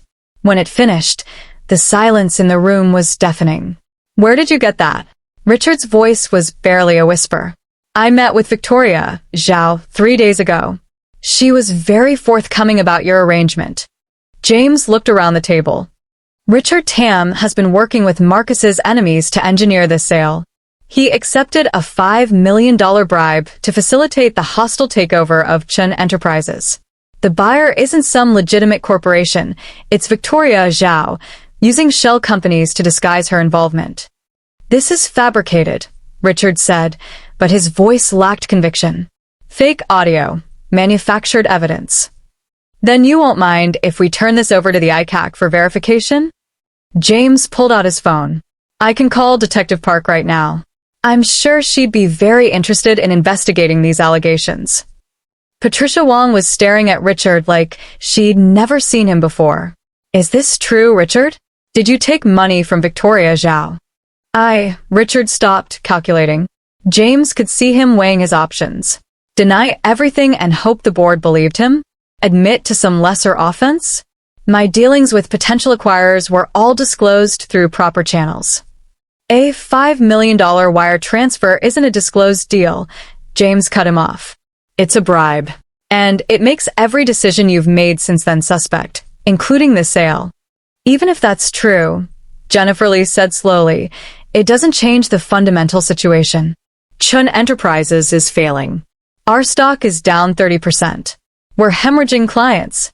Regulatory investigations are piling up. Selling might still be our best option. To the woman who orchestrated Marcus's downfall? James shook his head. Victoria Zhao didn't want to save this company. She wanted to destroy it. She partnered with Sarah Martinez to hack our systems, expose our secrets, and drive down our value so she could buy us for nothing. And Richard helped her do it. Thomas Huang spoke up, his voice quiet. What are you suggesting we do, James? I'm suggesting we postpone this vote. We take the recording to the authorities. We conduct a full internal investigation. We find out how deep the rot goes. James met each board member's eyes in turn. And we stop making decisions based on panic and start making them based on facts. The sale is scheduled to close in 72 hours, Richard said. If we postpone now, the buyer will walk. Good, James said flatly. Let them walk. We don't want Victoria Zhao anywhere near this company. You're sentencing us to death, Richard insisted. Without this sale, Chen Enterprises will collapse within months. Then we restructure. We divest in profitable divisions. We bring in new management untainted by Marcus's crimes. We will rebuild. James slammed his hand on the table. But we don't sell out to the people who tried to destroy us. We don't let them win. Patricia was still studying the proxy authorization. James, even with Marcus's 42%, you don't have enough votes to block the sale. We need a majority. I'm not trying to block it. I'm asking you to delay it. Just long enough to verify the evidence, to investigate Richard's involvement, to make sure we're making the right decision. James looked at Patricia. You've been on this board for 8 years. You've seen companies destroyed by hasty decisions. Is this really how you want Chen Enterprises to end? Sold to our enemies while we're too panicked to see we're being manipulated. Patricia set down the document. I move that we postpone the vote pending investigation of these allegations. Second, Thomas Huang said immediately. Richard's face went purple. You can't be serious. All in favor? Patricia said. 7 hands went up. James felt relief wash over him. The motion passes, Patricia said. The vote on the sale is postponed indefinitely. Richard, I'm going to need you to step aside as acting CEO until this investigation is complete, given the nature of these allegations. You're making a mistake, Richard said, standing abruptly. All of you. This company is doomed, and you're just delaying the inevitable. He walked out without another word. James sank into a chair, suddenly exhausted. He'd done it. He'd actually done it. Jennifer Lee was watching him with something like respect. That took courage, James. Standing up to Richard, bringing that evidence. I'm just trying to save what's left of the company, James said. No, Patricia corrected. You're trying to save Marcus. There's a difference. James didn't argue. She was right in a way, but it was more than that. He was trying to save the 12 years he'd invested in building Chen Enterprises, the thousands of employees who depended on it, the idea that maybe, just maybe, something good could come from all this destruction. What happens now? David Park asked. Now we wait, James said. I'll take this recording to Detective Park. She'll investigate Richard, Victoria, and Sarah Martinez. With luck, they'll find evidence to arrest them. And what about Marcus? Thomas Huang asked quietly. Even if we prove there was a conspiracy against him, he still committed crimes. The evidence of his financial misconduct is real. I know, James said. But maybe if we can prove he was set up, the prosecutors will be more lenient. Maybe he'll get a reduced sentence instead of 30 years. Is that really the best we can hope for? Jennifer asked. James thought about Marcus in that prison cell, broken and desperate. He thought about Lily, held captive somewhere. He thought about David Cho, executed for being loyal. Right now. James said. Yes. That's the best we can hope for. Marcus received the news 3 hours later, via phone call from Margaret. The board postponed the vote, she said, her voice carrying a note of surprise. James presented evidence of Richard Tam's involvement in the conspiracy. They're investigating.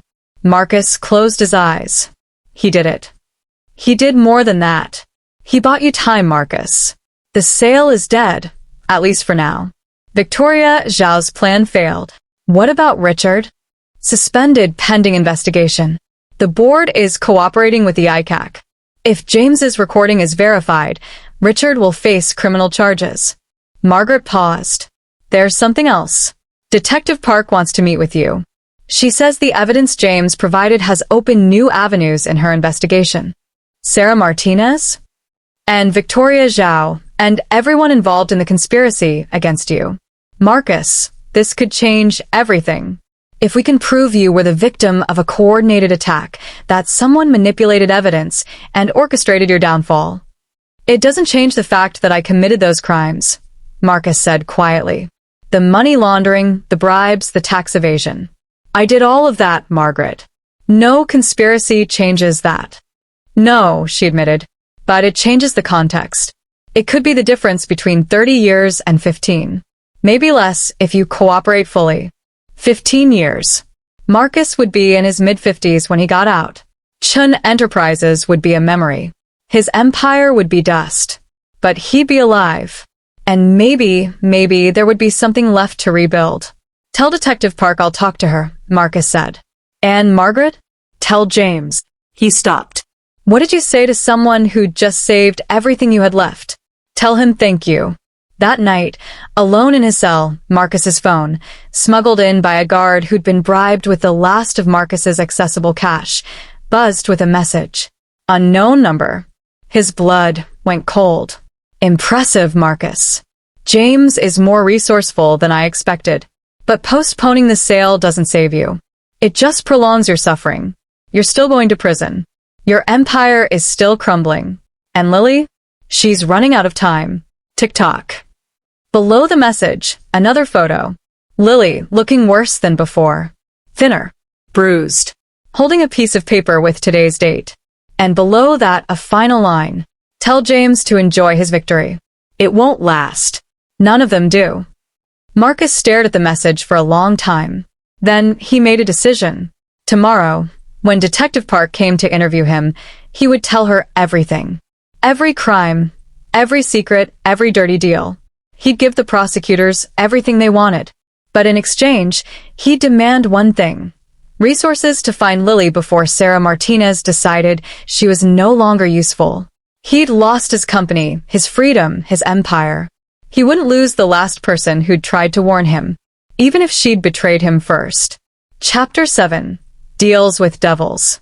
Detective Sarah Park arrived at the detention center at 9 a.m. sharp, accompanied by Detective Wong and a woman Marcus didn't recognize, mid-40s, severe suit, carrying a briefcase that screamed federal prosecutor. They set up in the interview room like they were preparing for war. Laptops, recording equipment, stacks of files. Marcus sat across from them in his orange jumpsuit, Margaret Tan at his side. Mr. Chen, Detective Park said, this is Assistant District Attorney Helen Kwok. She's heading up the prosecution against you. Given the new evidence that's come to light, she's agreed to hear what you have to say. ADA Kwok didn't look happy about it. Let's be clear, Mr. Chen. Nothing you tell us today grants you immunity. Nothing erases the crimes you've committed. But if you provide substantial assistance in the investigation of Victoria Zhao, Sarah Martinez, and Richard Tam, we're prepared to discuss a reduced sentence.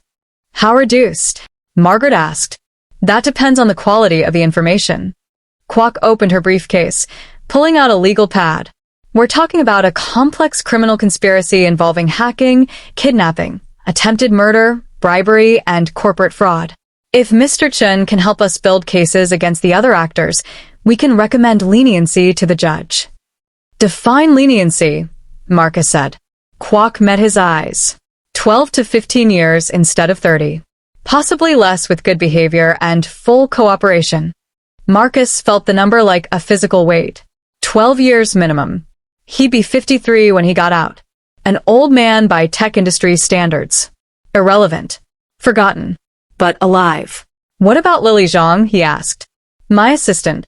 She's being held hostage. We're aware, Detective Park said. Finding Ms. Zhang is our top priority. But Marcus, we need to be realistic. It's been 11 days since she was taken. The chances of finding her alive. She is alive. I got a photo yesterday. Marcus pulled out the smuggled phone, showing them the image. This was taken yesterday morning. They're keeping her somewhere, using her as leverage. Detective Wong leaned forward to examine the photo. Can we trace this message? Already tried. Routed through multiple VPNs, burner phone, impossible to track. Marcus set the phone down. But there might be another way. Lily's letter said Sarah Martinez has partners. People who want me destroyed for reasons beyond just revenge. I need to know who they are. Why would that help us find Ms. Zhang? Because they're keeping her somewhere. A location that's secure, private, off the radar. That requires resources, property, security, logistics. If we can identify all the players in this conspiracy, we can narrow down potential locations. Kwok exchanged a glance with Detective Park. What do you know about Victoria Zhao's operations? Not enough. I know she tried to buy Chen Enterprises 3 months ago through a shell company. I know she bribed Richard Tam with $5 million. But I don't know where her money is really coming from. Marcus leaned forward. Victoria's father ran a textile manufacturing business. It was profitable but not huge. When I bankrupted Zhao Holdings 3 years ago, the family lost everything, or so I thought. But now Victoria's buying penthouses for $30 million cash and orchestrating complex corporate takeovers. Where did that money come from? Detective Park pulled up a file on her laptop. We've been looking into that. Victoria Zhao has connections to several mainland Chinese investors. Specifically, a consortium called Pacific Crown Holdings. Never heard of them. Most people haven't. They're extremely private, no public filings, no media presence. But they've been buying up distressed companies across Asia for the last 2 years. Textiles, manufacturing, tech startups. Park turned the laptop to show Marcus. We think Victoria Zhao is a front for the Pacific Crown. She identifies vulnerable companies, orchestrates their collapse, then Pacific Crown acquires them at fire sale prices. Marcus felt cold. That's exactly what I used to do. Yes, Kwok said dryly. We noticed the similarity. Except you worked alone. Victoria has institutional backing, billions in capital, political connections, resources you never had access to. Who runs Pacific Crown? That's where it gets interesting. Detective Park pulled up another file. The company is registered in the British Virgin Islands. Ownership is hidden behind multiple layers of shell corporations. But we traced some financial transactions back to their origin and found a name, Chen Wei. Marcus froze. That's impossible. You know him? That's my cousin. My father's nephew. Marcus's mind raced. We haven't spoken in 15 years. Not since I destroyed the family company. The room was silent for a moment. Your family company? Margaret asked quietly. Marcus nodded, the memory bitter. Chen Manufacturing. Founded by my grandfather in 1952. By the time my father inherited it, the company was struggling. Outdated equipment, too much debt, losing market share. I was 25, fresh out of business school with big ideas. I told my father I could save it. He laughed at me, called me an arrogant child who didn't understand real business. So you destroyed it, Detective Wong said. I acquired controlling interest through a leveraged buyout. Stripped the assets. Sold everything piece by piece. I made my first real money. Marcus's voice was hollow. My father died 6 months later. Heart attack, the doctor said. But I think it was a shame. I think I killed him. And your cousin? Chen Wei was the CFO.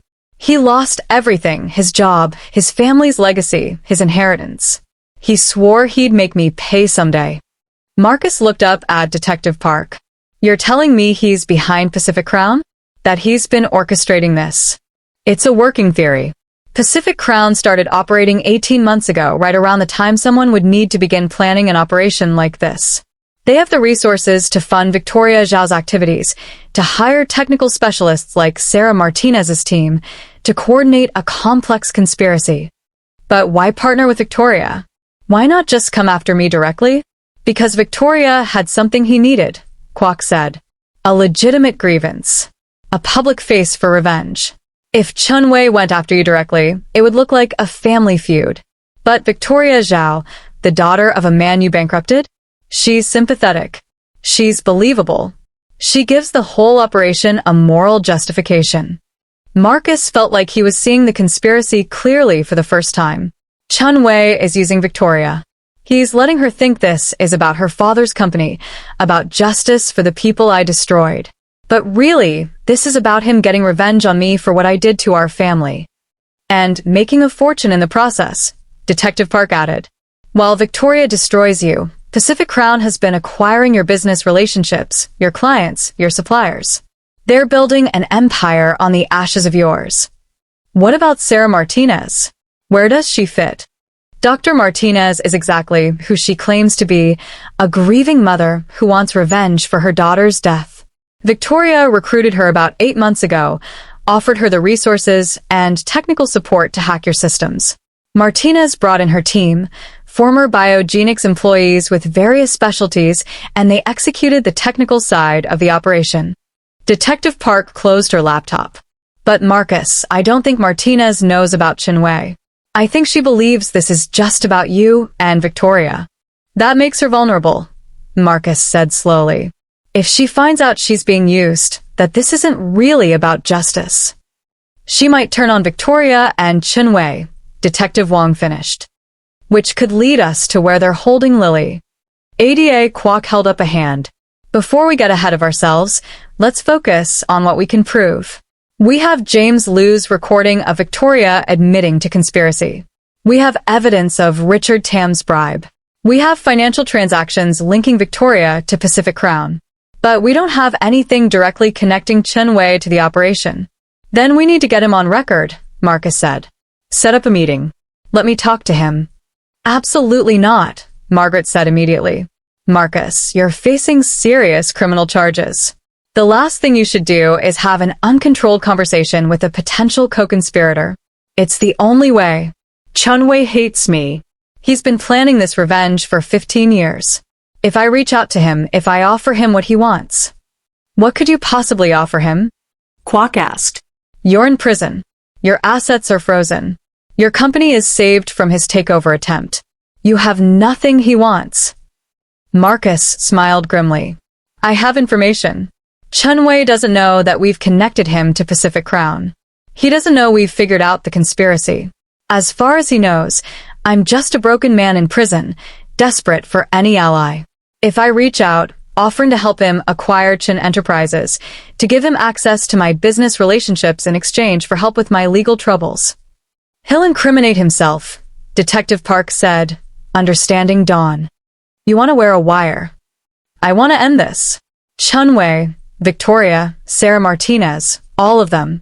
They destroyed my life because I destroyed theirs. Fine. I accept that. But they have Lily, and they're going to kill her once she's no longer useful. I won't let that happen. Kwok and Detective Park exchanged a long look. This is dangerous, Kwok said finally. If Chen Wei suspects you're working with us, if he realizes you're recording, he won't. He'll be too busy gloating. Marcus's voice was hard. I know my cousin. I know his ego. He's been waiting 15 years to watch me beg. I'll give him that performance. And in exchange, you'll get everything you need to arrest him and everyone involved. Margaret grabbed Marcus's arm. This is insane. You could be charged as an accessory to conspiracy. I'm already going to prison for 12 to 15 years. What's a few more charges? Marcus looked at Kwok. But I want immunity for anything I say in that conversation. And I want a commitment that finding Lily becomes the HKPF's absolute top priority. We can't promise. Then no deal. Marcus sat back. I'll take my 30 years and keep my mouth shut. You can build your case against Chen Wei without me. Good luck finding enough evidence to indict someone hiding behind 6 layers of shell corporations and operating out of the British Virgin Islands. The silence stretched. Marcus could see the calculation in Kwok's eyes. She needed his cooperation. She needed Chen Wei on record. She needed this conspiracy broken open before more people died. 24 hours, Kwok said finally. We'll set up a meeting with Chen Wei. You'll wear a wire. But Marcus, if you deviate from the script even slightly, if you do anything to jeopardize this investigation, I will personally ensure you spend every single day of your sentence in maximum security. Understood? Understood. And you'll plead guilty to all charges. Full cooperation, full disclosure, no trial. Marcus felt the trap close around him. But he nodded. Agreed. That afternoon, Marcus made the call from a monitored prison phone while Detective Park and ADA Kwok listened on another line. The number belonged to a private investment firm in Shanghai, one of Pacific Crown's front companies. Marcus asked to speak with Chen Wei, giving his name. There was a long pause. Then, Marcus Chen.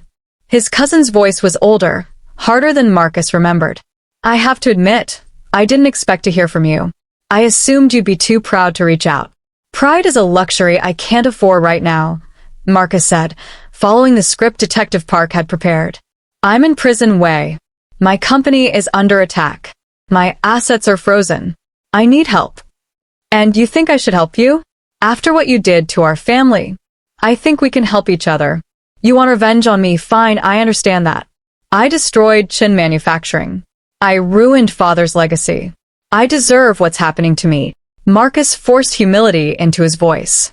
But Chen Enterprises doesn't deserve to be destroyed. 40,000 employees who had nothing to do with our family's history. You have a chance to acquire it, Wei. To build something from the ruins. Isn't that better revenge than just watching it all burn? Silence on the other end. Marcus could feel his cousin calculating. What exactly are you proposing? I still own 42% of the company. My voting rights can't be frozen. If you help me get a reduced sentence, if you use your connections, your resources, I'll sign over my shares to you. You'll have controlling interest in Chen Enterprises. Everything I built, handed to you on a platter. Why would I trust you? Because I have nothing left to lose. Because I'm going to prison for at least a decade, no matter what happens. Because, Marcus took a breath. Because I'm tired, Wei. I'm tired of fighting. I just want this to be over. Another pause. Then, I'll need to think about this. And I'll need guarantees, legally binding agreements, not just your word. Of course. When can we meet? I can arrange a consultation visit through my lawyer. No. Not yet. I need to discuss this with my partners first. I'll contact you in a few days.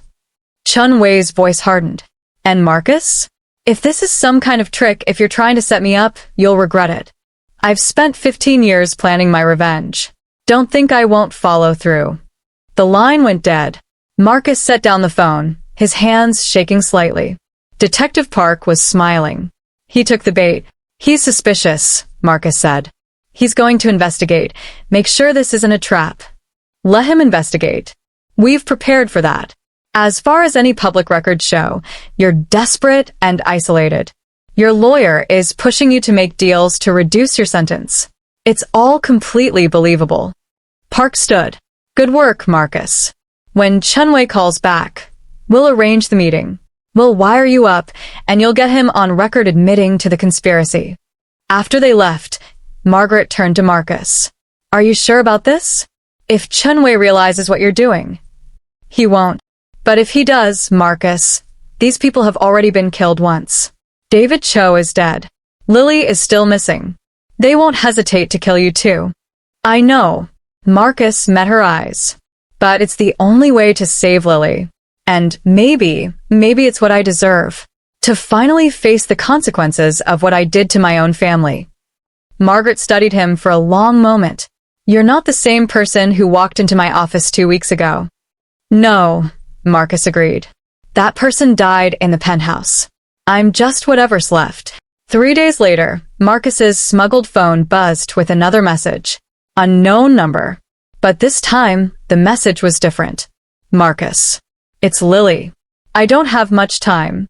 They don't know I have this phone. I stole it from one of the guards. I'm being held in a warehouse somewhere in Suanwan, industrial area, near the waterfront. I can hear ships. Please, you have to help me. Sarah is planning something. I heard her talking about final phase and eliminating loose ends. I think they're going to kill me soon. Please. Below the message, GPS coordinates. Marcus stared at the phone, his heart racing. This could be real. Or it could be another trap, another psychological game. He had seconds to decide. Forward it to Detective Park and hope the police could reach Lily in time. Or delete it and assume it was bait meant to lure the police into an ambush. His finger hovered over the screen. In the end, he made the only choice he could. He forwarded the message to Detective Park with a single word, help. Then he waited and prayed he hadn't just gotten Lily killed. Chapter 8. The Warehouse. The HKPF tactical team moved into position at 3 a.m. when the Suanwan Industrial District was at its quietest. Detective Park led the operation from a mobile command center parked 3 blocks away. Marcus wasn't there. He was still locked in his cell, waiting for news. But she'd promised to call him the moment they knew anything. The warehouse matched Lily's description perfectly. Aging concrete structure near the waterfront, surrounded by shipping containers and rusted machinery. Thermal imaging showed 3 heat signatures inside, 2 stationary, 1 moving. Could be 2 guards and Lily, Detective Wong said, studying the feed. Or it could be a trap. Only one way to find out. Park gave the signal. The tactical team breached simultaneously from 3 entry points, front door, loading dock, roof access. Flashbangs detonated, filling the warehouse with light and sound. Shouts of police. Hands up, echoed through the cavernous space. Park listened through her earpiece as the team cleared the building room by room. The first floor is clear. Second floor. We've got someone. Female. Bound to a chair. It's her. Park breathed. Is she alive? Alive. Conscious. Requesting medical. The explosion cut off the rest of the transmission. Park's blood went cold. Report. What happened? Static. Then coughing. IED triggered when we cut her bonds. 2 officers down. The building is unstable. We need to evacuate now. Get everyone out. Park was already running toward the warehouse. She could see smoke pouring from the second-floor windows. Get her out of there. The tactical team emerged 30 seconds later, carrying Lily Zhang on a stretcher. Behind them, 2 more officers supported their injured colleagues. One was bleeding from his leg, the other clutching his arm where shrapnel had torn through his tactical vest. The warehouse groaned. Park grabbed the team leader, pulling him back as a section of the roof collapsed inward, sending up a plume of dust and debris. Medics! Park shouted, but they were already surrounding Lily. Park pushed through to look at her. Lily Zhang was barely conscious, her face bruised and swollen, her wrists raw from restraints. But she was alive. Lily, can you hear me? Who did this? Where are they? Lily's eyes focused on Park with difficulty.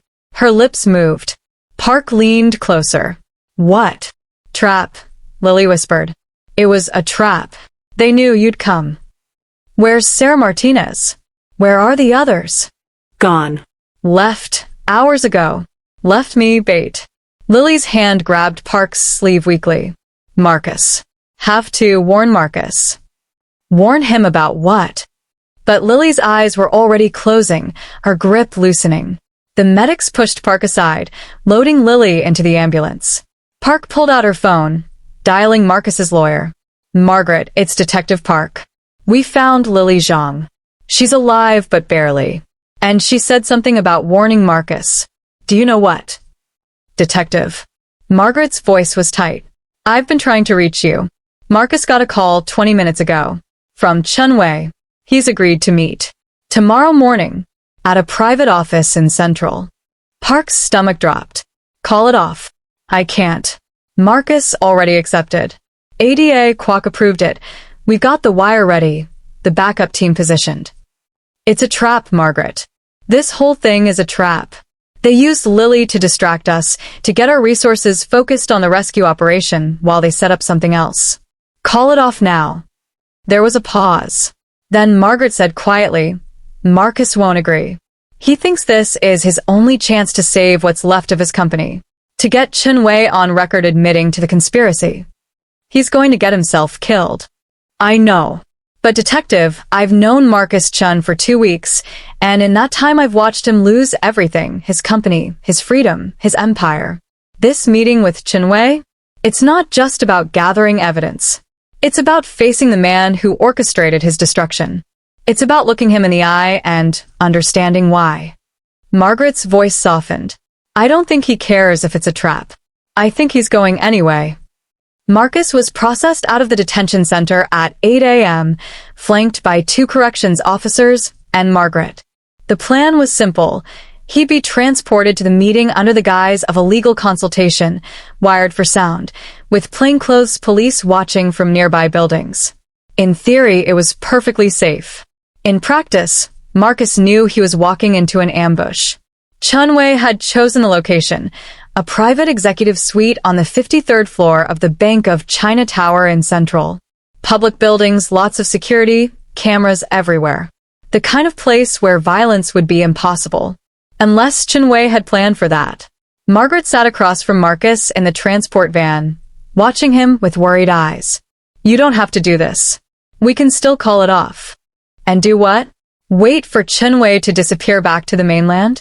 Wait for Sarah Martinez to kill Lily anyway."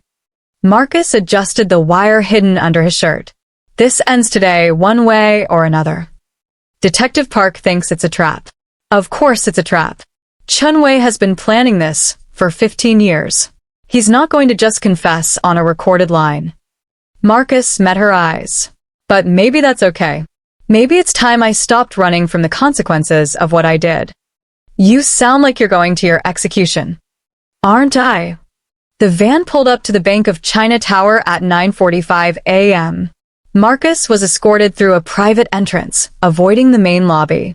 The corrections officers stayed in the ground floor security office while Margaret accompanied Marcus to the elevators. Detective Park was waiting there, wearing a business suit and pretending to be Margaret's paralegal. "Everything's set," she said quietly as they rode the elevator up. "We have eyes on all exits. Backup teams on floors 52 and 54.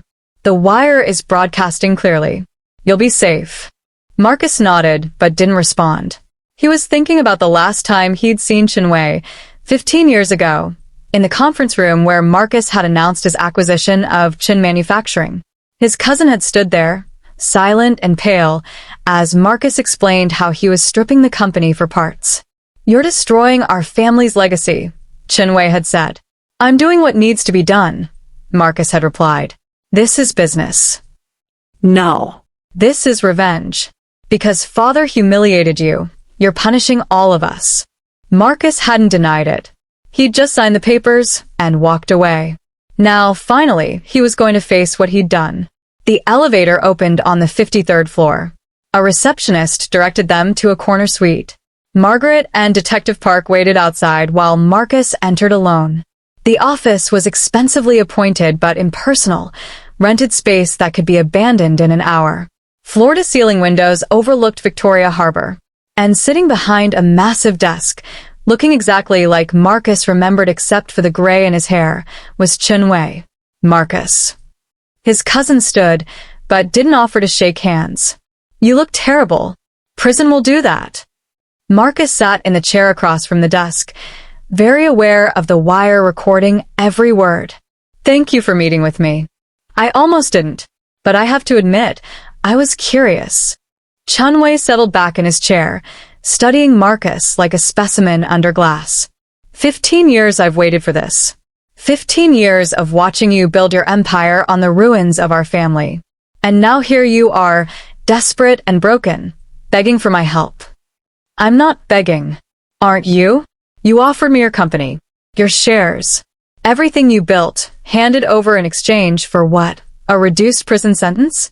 That sounds like begging to me. Marcus forced himself to stay calm. I'm offering you a business transaction. You want revenge on me, fine. You've gotten it. But destroying Chen Enterprises doesn't hurt me anymore. I'm already going to prison. It just hurts 40,000 innocent employees. Those same employees who profited from your crimes? Who took their salaries from companies you looted? They're not innocent, Marcus. They're complicit. They're people trying to survive. Just like our family was trying to survive before I destroyed Chen Manufacturing. Marcus leaned forward. Wei, I know what I did was wrong. I know I destroyed our father's legacy because I was angry and arrogant and cruel. I can't undo that. But you can build something better from what's left. You can take Chen Enterprises and turn it into something that honors our family instead of destroying it. Chunwei was quiet for a moment. Then he laughed, a harsh, bitter sound. You really think this is about the company? About honor or legacy, or any of that? He stood, walking to the windows. Marcus, I don't want your company. I don't want to build anything. I just want to watch you suffer the way our father suffered. Father died of a heart attack. Father died of shame. Chun Wei spun around, his composure cracking. He spent 40 years building Chen Manufacturing. It was his life, his purpose, his identity. And you took it from him in 18 months. You humiliated him in front of his friends, his colleagues, his community. You made him a joke. And then he died, and you didn't even come to the funeral. Marcus felt the words like physical blows. I couldn't face. You couldn't face what you'd done. So you ran. You built your empire and told yourself it was just business, that father was weak, that you were just being ruthless in pursuit of success. Chun Wei's voice was shaking now. But you know what kept me going through all these years? The certainty that one day you'd understand. One day, you'd feel exactly what you made father feel. Powerless, humiliated, destroyed by someone you should have been able to trust. So, this is revenge. Pure revenge. Yes. Chun Wei slammed his hand on the desk. Everything I've done, Pacific Crown, Victoria Zhao, Sarah Martinez, all of it, was designed to make you feel what father felt. To strip away everything you value, piece by piece, until you're left with nothing but regret. Marcus felt the wire under his shirt, recording every word. Chun Wei was confessing. This was what Detective Park needed. But it wasn't enough. What about Lily? Marcus asked quietly. She's just an assistant. She didn't do anything to you or father. Why involve her? Lily Zhang is collateral damage. Just like all the employees at Chen Manufacturing who lost their jobs when you destroyed us. You never cared about them. Why should I care about her? Because she's a person, not a chess piece in your revenge plan. She chose her side when she helped Sarah Martinez hack your systems. She knew the risks. Chun Wei returned to his desk. But don't worry. Once this is over, once you've signed over your shares and accepted your fate, I'll let her go. I don't believe you. I don't care if you believe me. You have no leverage, Marcus. You're going to prison. Your company is being sold. Your empire is dust. The only question is whether you go quietly or make this harder on everyone. Marcus stood. There's one thing you're wrong about, Wei. What's that? You think I never cared about the people I hurt. You think I never regretted what I did to father, to Chen Manufacturing, to our family. Marcus met his cousin's eyes. But you're wrong. I've thought about it every day for 15 years. Every time I destroyed another company, I saw father's face. Every time I ruined another life, I remembered what I did to ours. I just convinced myself it didn't matter. That success justified everything. And now I know I was wrong. Now I understand what father felt. What you felt. What everyone I destroyed felt. Marcus's voice was steady. And you're right, Wei. I deserve this. I deserve to lose everything. But Lily doesn't.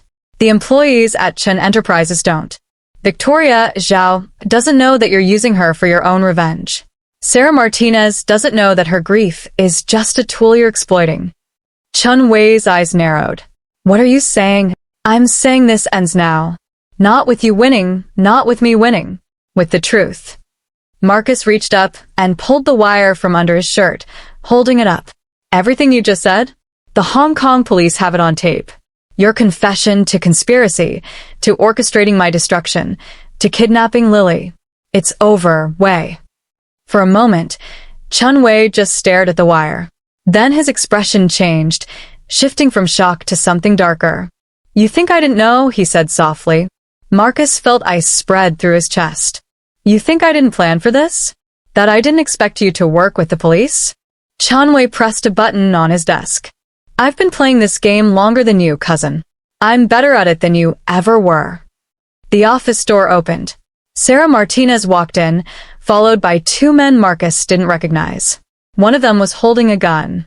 I'm sorry, Marcus, Sarah said. She looked tired, older than her photo. I really did want justice for Emma. But Chunwei made me an offer I couldn't refuse.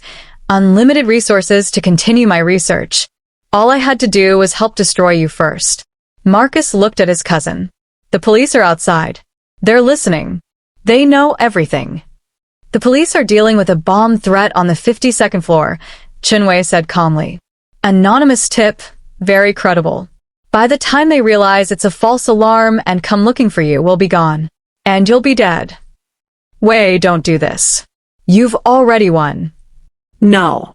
Beating you isn't enough. I need you gone. Permanently. Chunwei nodded to the man with the gun. Make it look like suicide. A guilty man couldn't face his crimes, jumped from the 53rd floor. Very tragic. The man with the gun moved toward Marcus. Sarah Martinez looked away. And Marcus Chun, the man who destroyed dozens of companies and hundreds of lives, finally understood that there was no talking his way out of this one. His last thought, before the gun but cracked against his skull, was of Lily. At least the police had her confession on tape. At least someone would survive. Chapter 9. Fall and Rise. Marcus came to on the ledge outside the 53rd floor window. His head was pounding, his vision blurred. The wind whipped at him from all sides, threatening to tear him from the narrow, concrete outcropping. 53 floors below, Hong Kong's central district sprawled out like a miniature city, cars like toys, people like ants. One push and it would all be over. Chunwei stood in the open window frame, perfectly safe inside the building. I wanted you to see it, Marcus. The view from the top, right before the fall. That's what Father saw, isn't it? When you destroyed him? Marcus's hands scrabbled for purchase on the smooth concrete. Wei, please. Begging now? That's good. That's what I wanted to hear. Chunwei's voice was almost gentle. You know what's beautiful about this? Even if the police review the recordings, even if they hear my confession, it won't matter. You'll be dead. Suicide of a guilty man. And I'll disappear back to the mainland, beyond their jurisdiction. Pacific Crown will acquire Chen Enterprises through Victoria. Everything you built becomes mine. Sarah. Marcus looked past his cousin to where Dr. Martinez stood in the office, her face pale. Sarah, this isn't justice. This is murder. Is this what Emma would have wanted? Sarah flinched. Don't talk about my daughter. She was 7 years old. She believed in right and wrong. She believed in heroes and happy endings. Marcus's voice was desperate but steady. Would she be proud of this? Are you helping a murderer? You're the murderer. Sarah's composure cracked. You killed her. You shut down the research that could have saved her life. I made a business decision. A terrible, cruel business decision that I regret every day. But Sarah, I didn't kill her. Cancer killed her. And killing me won't bring her back. It's not about bringing her back. It's about making you pay. Then let me pay the right way. Let me go to prison. Let me spend the rest of my life knowing what I did, living with the consequences. But don't become what I was. Don't let Chunwei turn you into a killer. Chunwei laughed. Very touching, Marcus. But it won't work. Sarah knows what she's getting out of this deal. Unlimited funding for her research. A chance to actually save lives instead of just mourning the ones lost. She's made her choice. Marcus looked at Sarah. Really looked at her. He saw the grief etched into every line of her face, the exhaustion in her eyes, the desperate need to make Emma's death mean something. I'm sorry, he said quietly.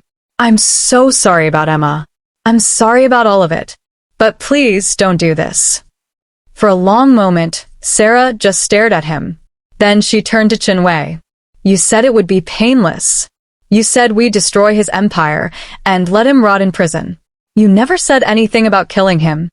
Plans change. No. Sarah's voice hardened. I helped you because I wanted justice, not murder. I didn't sign up for this. You signed up when you took my money. When you used my resources to hack his systems. When you helped kidnap Lily Zhang. Chen Wei's smile was cold. You're already complicit, Doctor. One more crime won't matter. It matters to me.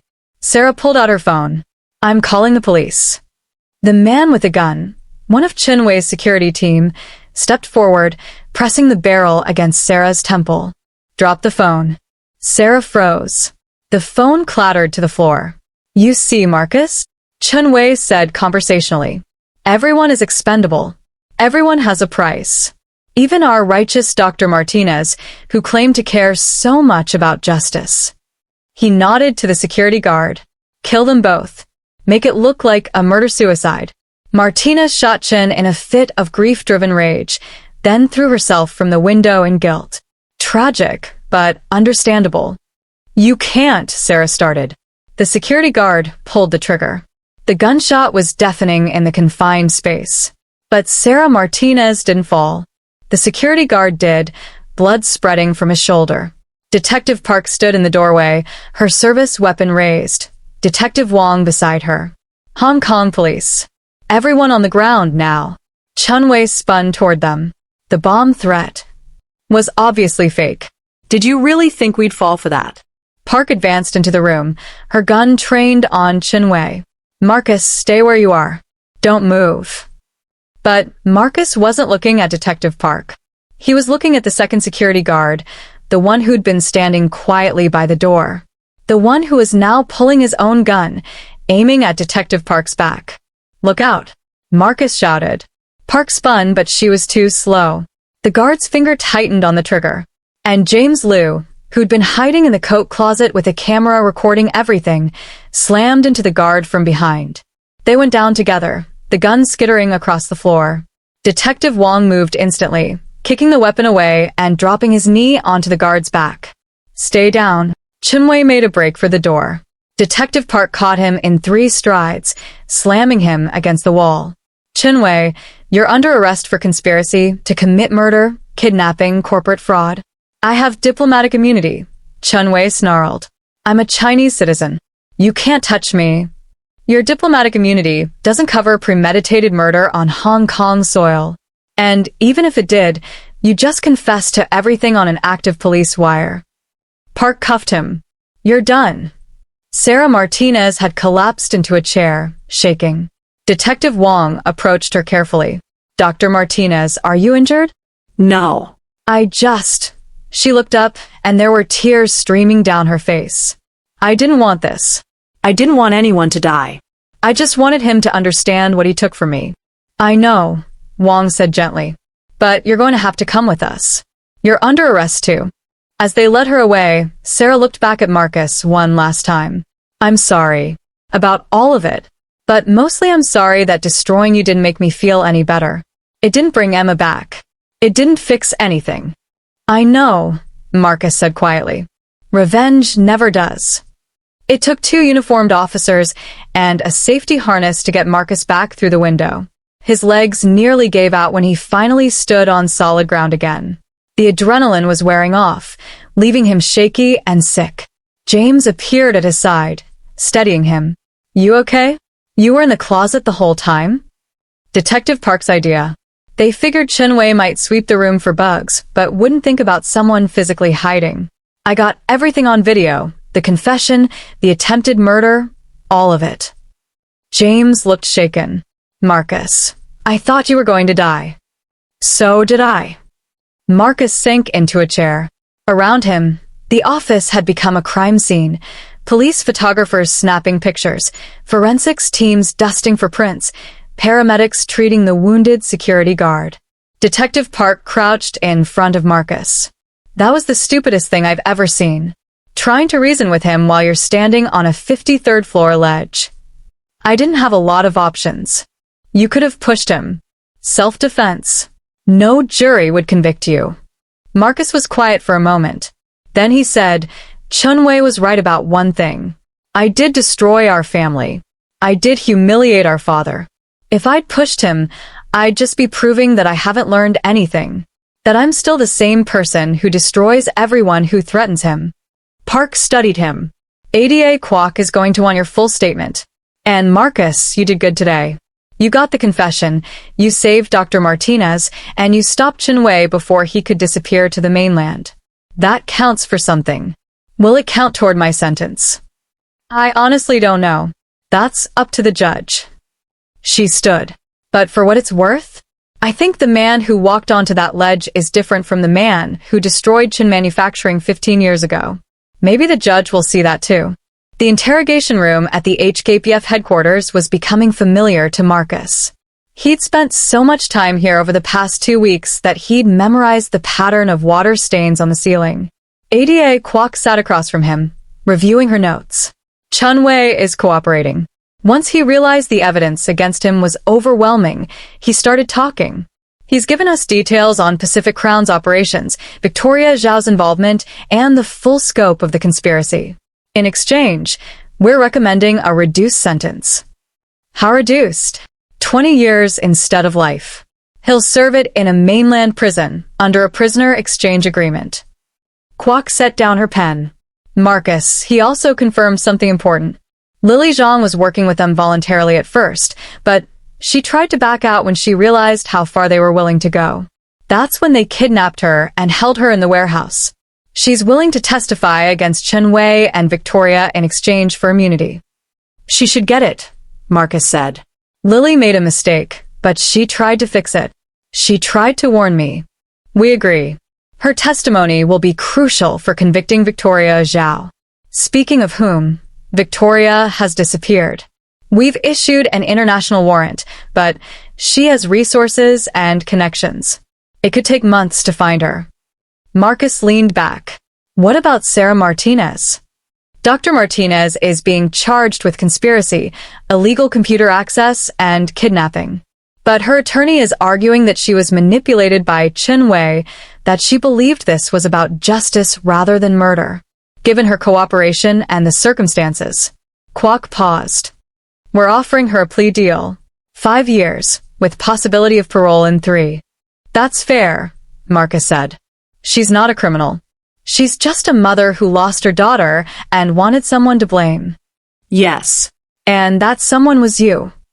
Kwok's expression was unreadable. Which brings us to your situation. We have your full confession to financial crimes spanning a decade. We have extensive documentation. And now we have context, evidence that you were the victim of a conspiracy designed to destroy you. Does that change anything? It changes how the court views your cooperation.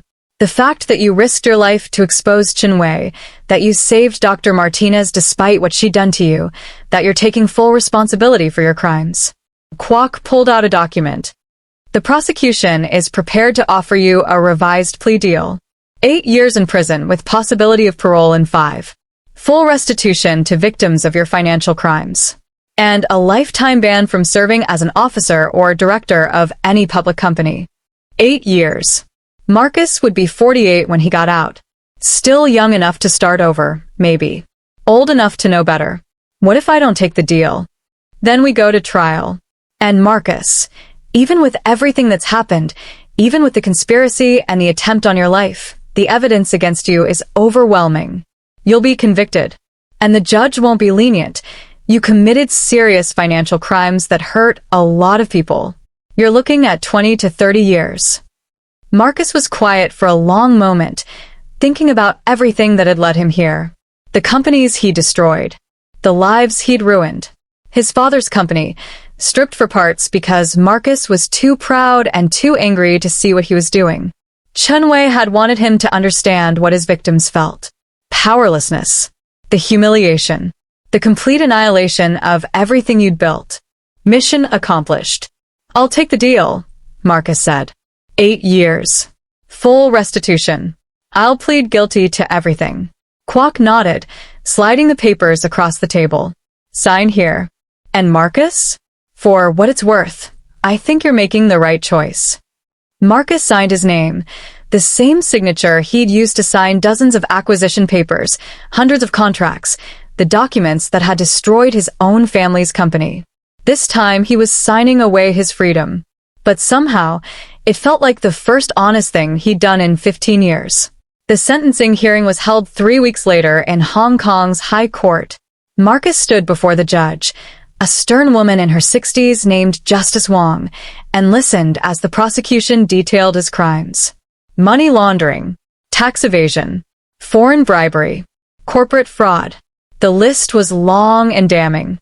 Then it was Margaret's turn. She presented evidence of the conspiracy, of Marcus's cooperation, of his role in exposing Chen.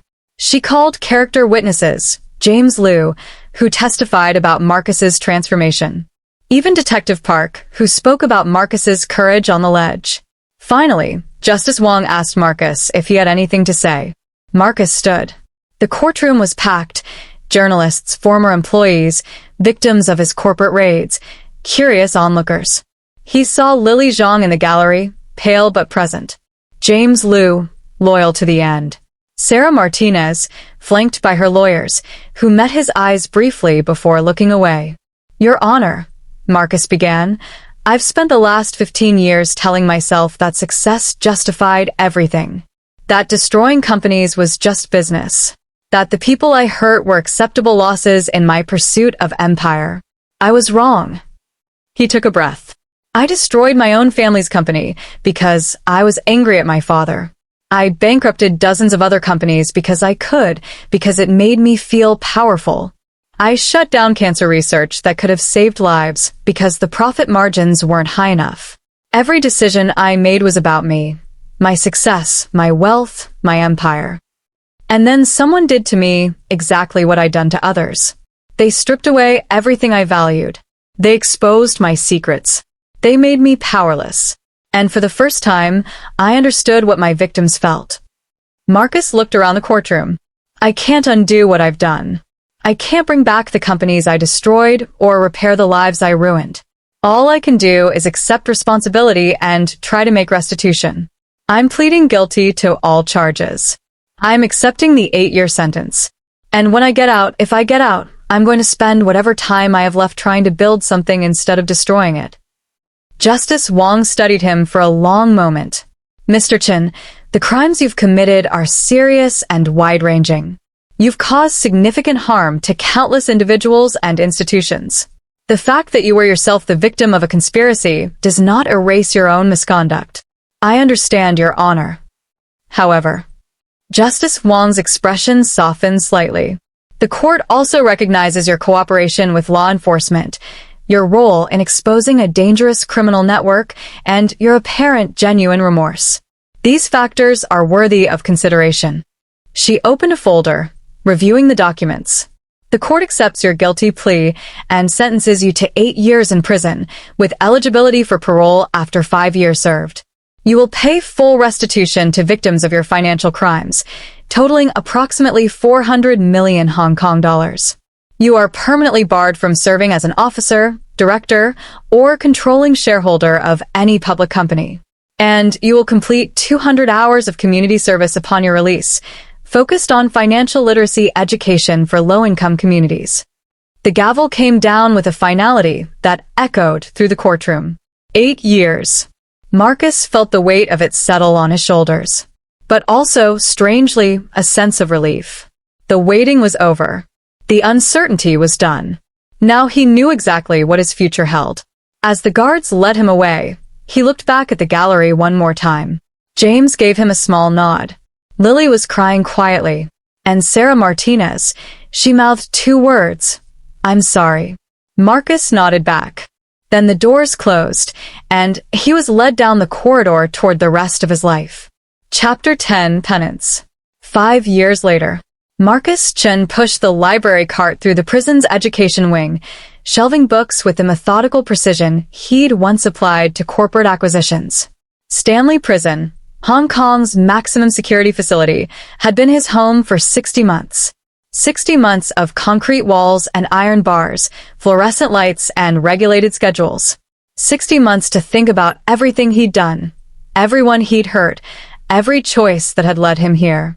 He was 45 now. The gray in his hair had spread, and the expensive suits were a distant memory, replaced by prison-issue clothing. But the biggest change was internal. Something in his eyes that hadn't been there before. Humility, maybe. Or just exhaustion. Chen, the education coordinator, Ms. Liang, appeared in the doorway. You have a visitor. Conference room 3. Marcus's heart jumped. Visitors were rare. James came once a month, bringing news of the outside world. Margaret visited occasionally, updating him on legal matters. But this was off schedule. He followed Ms. Liang through the security checkpoints to the visiting area. Conference room 3 was reserved for legal consultations, private, with a proper table instead of the plexiglass barriers in the general visiting room. Lily Zhang was waiting for him. She looked different, healthier, stronger. The trauma that had haunted her eyes 5 years ago had faded to a distant shadow. She wore a simple business suit and carried a leather portfolio. Marcus. She stood when he entered, and for a moment they just looked at each other. Thank you for seeing me. I know I don't have any right to be here after what I did. Lily. Marcus sat down across from her. You don't need to apologize. We've been through this. You were manipulated. You tried to warn me. You testified against Chen Wei when it mattered. I still betrayed you. I gave them access to your systems. I helped them destroy you. Her voice was quiet. I've spent 5 years trying to atone for that. How? Lily opened her portfolio, pulling out documents. After the trial, I used the immunity deal to rebuild my life. I went back to school, got my MBA, and then I started a company. She slid a prospectus across the table. Marcus picked it up, scanning the pages. Zhang Consulting Group. Business restructuring and corporate recovery. Helping companies in distress avoid bankruptcy through ethical management practices. You're doing what I used to do, Marcus said slowly, but in reverse.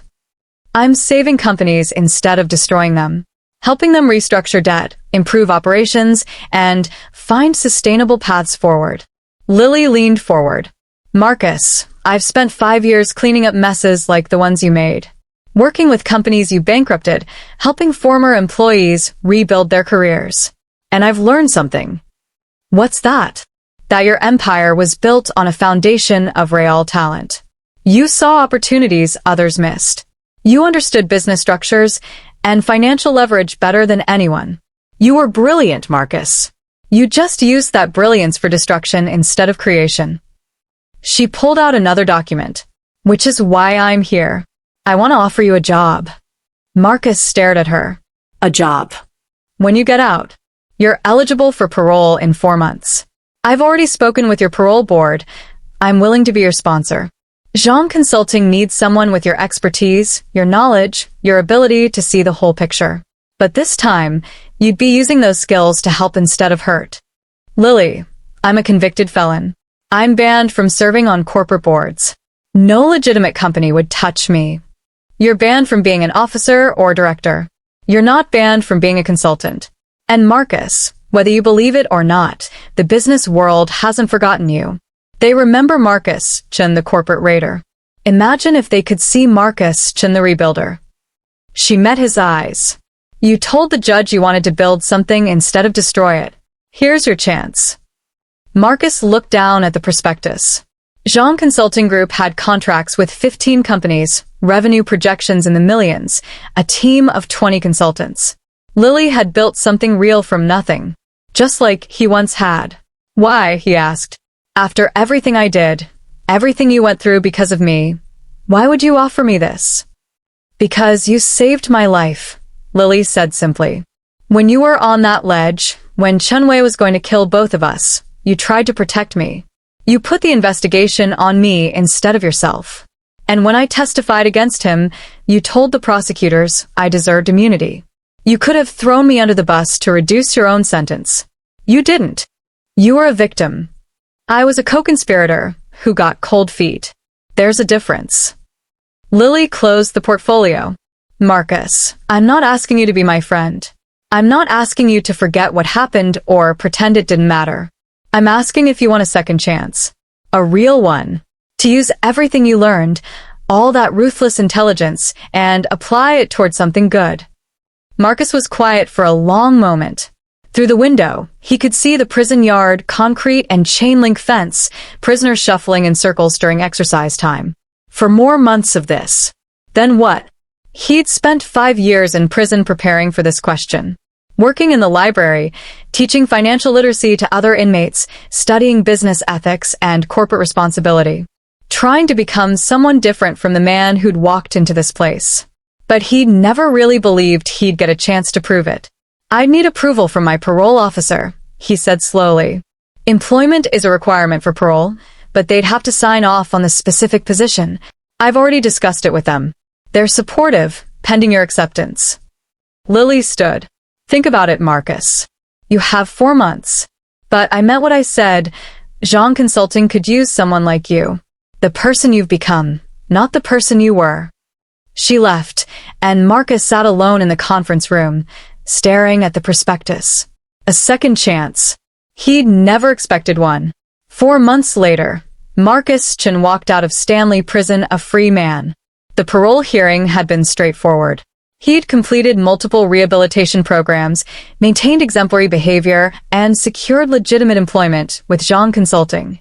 The parole board had granted his release with standard conditions: regular check-ins with a parole officer, restrictions on international travel, mandatory community service, and absolute prohibition on any corporate malfeasance.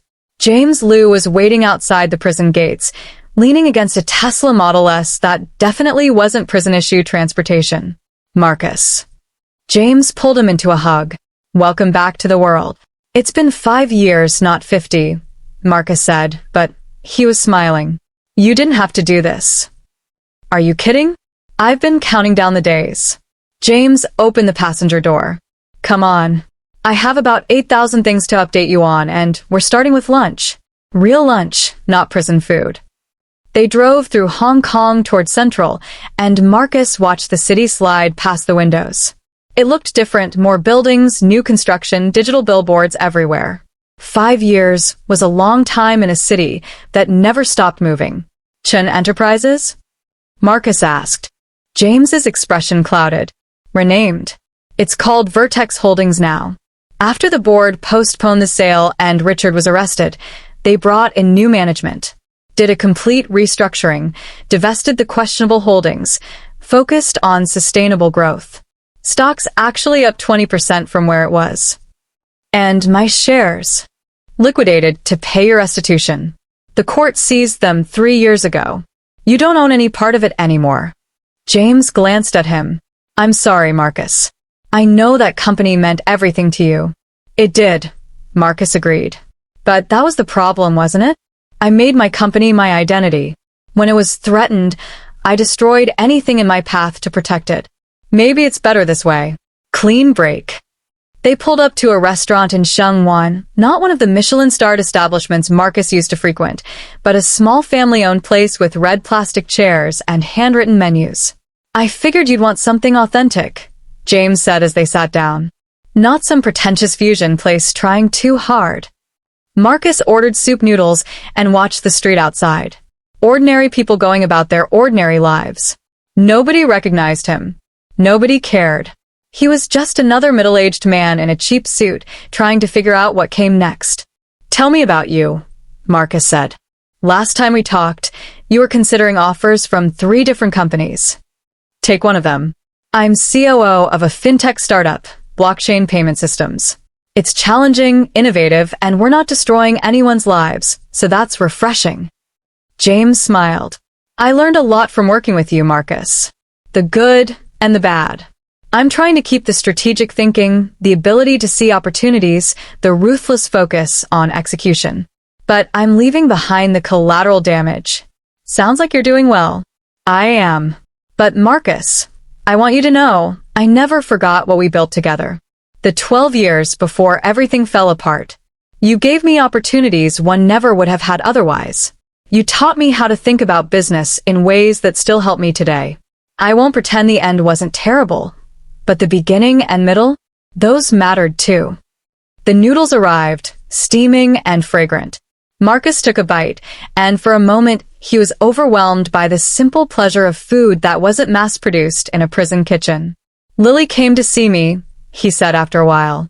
4 months ago. Offer me a job. I know. She asked me for a reference. I gave you a glowing one. James grinned. Are you taking it? I think so. It's either that or teach financial literacy classes at community centers, which I'll be doing anyway as part of my community service requirement, but I should probably have a real job too. You'll be good at it. Helping companies instead of destroying them. That's redemption in action. James's expression turned serious. Marcus, I need to tell you something. Victoria Zhao was caught 6 months ago. Interpol picked her up in Singapore. She's fighting extradition, but it's not going well. She'll probably be back in Hong Kong within a year to face trial. Marcus felt a chill. Chen Wei. Still in prison on the mainland. 15 years left on his sentence. He wrote you a letter, actually. Your lawyer has it. I don't know what it says. Marcus wasn't sure he wanted to know. Chen Wei's revenge had consumed both their lives. What was left to say? They finished lunch, and James drove him to his new apartment, a tiny studio in Sham Shui Pa, one of Hong Kong's oldest and poorest neighborhoods. Nothing like the penthouses Marcus used to own. But it was his, paid for with money James had held in trust. It's not much, James said apologetically. It's perfect, Marcus replied. And he meant it. The apartment was small but clean, with a narrow bed, a desk, a kitchen barely large enough for one person. Through the window, he could see a street market, people haggling over vegetables and fish. Real life. Messy and chaotic and beautiful. I'll let you settle in, James said. But Marcus? Welcome home. After he left, Marcus sat on the bed and looked around his new life. No empire. No power. No wealth. Just a parole officer he had to check in weekly, a job helping companies recover from the kind of damage he used to inflict, and a future that was entirely uncertain. He pulled out his phone, a basic model, nothing like the top-of-the-line devices he used to carry, and saw he had a message from an unknown number. His heart rate spiked. Memories of the threatening messages from Sarah Martinez, from Chen Wei, from everyone who'd wanted to destroy him. But when he opened it, the message was different. Mr. Chen, this is Detective Park. I heard you were released today. Congratulations. I wanted you to know that the investigation into Pacific Crown Holdings is ongoing. We've frozen their assets and arrested 12 people involved in the conspiracy. Your cooperation was instrumental in that. I know it doesn't undo what happened, but I thought you'd want to know that the people who tried to destroy you are facing justice. Good luck with your new life. SP. Marcus read it twice, then set down the phone. Justice. Not revenge. Not punishment. Just the natural consequences of actions, playing out over time. He thought about Chen Wei in prison, Victoria Zhao fighting extradition, Sarah Martinez serving her sentence, Richard Tam awaiting trial for corporate fraud and accepting bribes. All the people who'd conspired to destroy him, now facing their own reckoning. And Marcus Chen, the man who'd started it all by destroying his own family's company, getting a second chance he didn't deserve but would try to earn. He opened his laptop and pulled up the email Lily had sent him. Zhang Consulting Group, employment agreement. Read through it carefully. Salary was modest, benefits were basic, responsibilities were clear. Help companies in distress. Provide strategic guidance. Use his knowledge for reconstruction instead of destruction. Marcus opened a reply and typed, I accept. When do I start? The response came within minutes, Monday. 9 a.m. Welcome to the team. Marcus closed the laptop and lay back on the narrow bed, staring at the ceiling. 5 years ago, he'd lost everything. His company, his wealth, his freedom, his identity. He'd stood on a ledge 53 floors up and faced the possibility of death. Now he was starting over with nothing but a prison record, a guilty conscience, and a chance to prove he could be someone different. It wasn't the empire he'd built. But maybe it was something better. Chapter 11. Resurrection. 3 years later. The conference room at Zhang Consulting Group overlooked Victoria Harbor from the 28th floor, high enough to have a view, low enough to remember humility.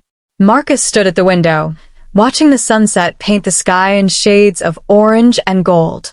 8 years since the attack on his penthouse. 8 years since his empire crumbled. 3 years since his release from prison. He was 48 now, and the man reflected in the glass was unrecognizable from the corporate raider who'd once terrorized Hong Kong's business community. The expensive suits were gone, replaced by off-the-rack clothing. The arrogance had been burned away by prison and consequence. What remained was quieter, more thoughtful, genuinely changed. Marcus. Lily appeared in the doorway. "They're ready for you." He turned from the window. "How bad is it?" "Bad. But salvageable. That's why they called us." She handed him a file. Harrison Manufacturing. Founded in 1987. Family-owned. 300 employees. They're drowning in debt after a failed expansion. Banks are circling. They have maybe 6 months before bankruptcy. Marcus opened the file, scanning the financial statements. Over-leveraged. Poor cash flow management. Outdated equipment. Classic death spiral. 10 years ago, he would have seen this as an opportunity. Buy the debt at a discount, force bankruptcy, strip the assets, make millions while 300 people lost their jobs. Now, he saw 300 families depending on his ability to find a different path. "Tell them I'll take the case," he said. The Harrison family met him in their factory in Kwun Tong, an aging industrial building that smelled of machine oil and desperation. Robert Harrison, the founder's son and current CEO, was in his 50s with tired eyes and calloused hands. "Mr. Chen." Harrison's handshake was firm but wary. "I'll be honest, when my banker suggested John Consulting, I looked you up.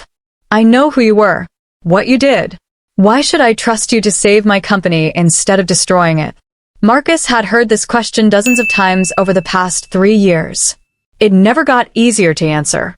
"You shouldn't trust me because of who I was," he said quietly. "You should trust me in spite of it.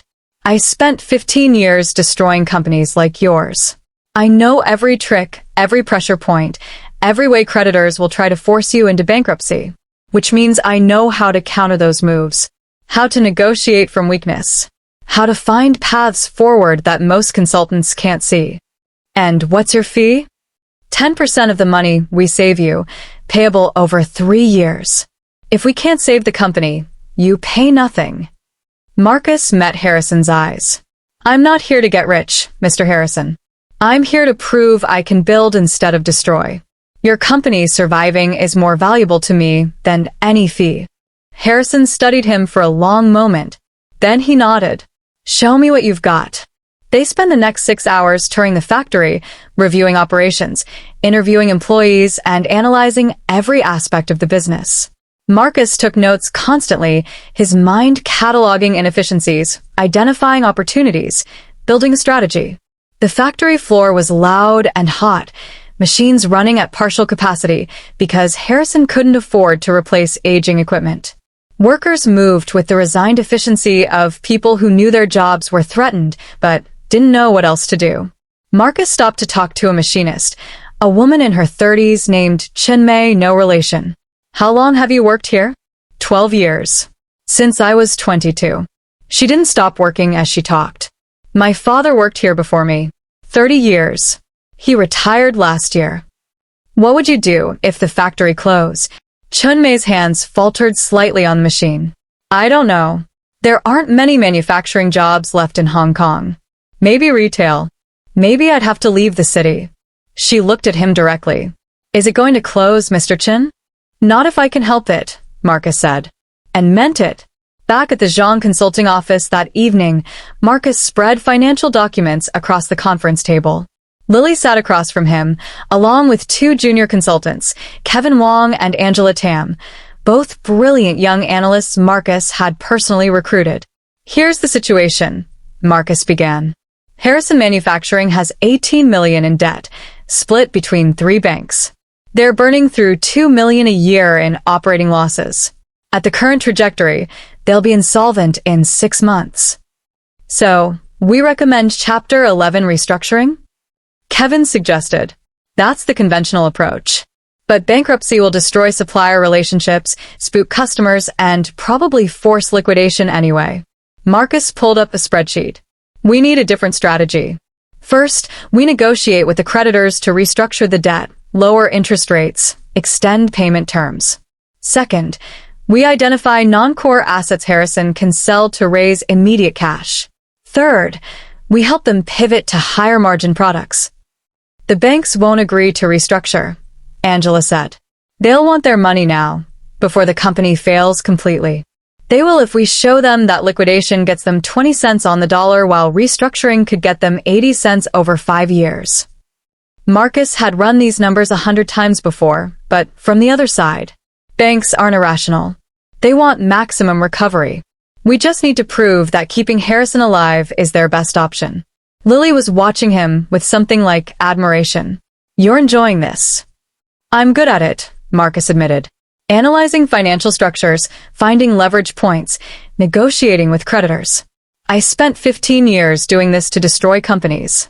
Turns out the same skills work for saving them. With one critical difference, Lily said. Intent.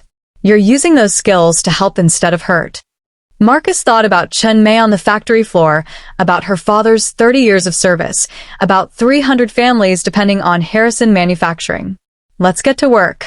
The negotiation with the banks took 3 weeks.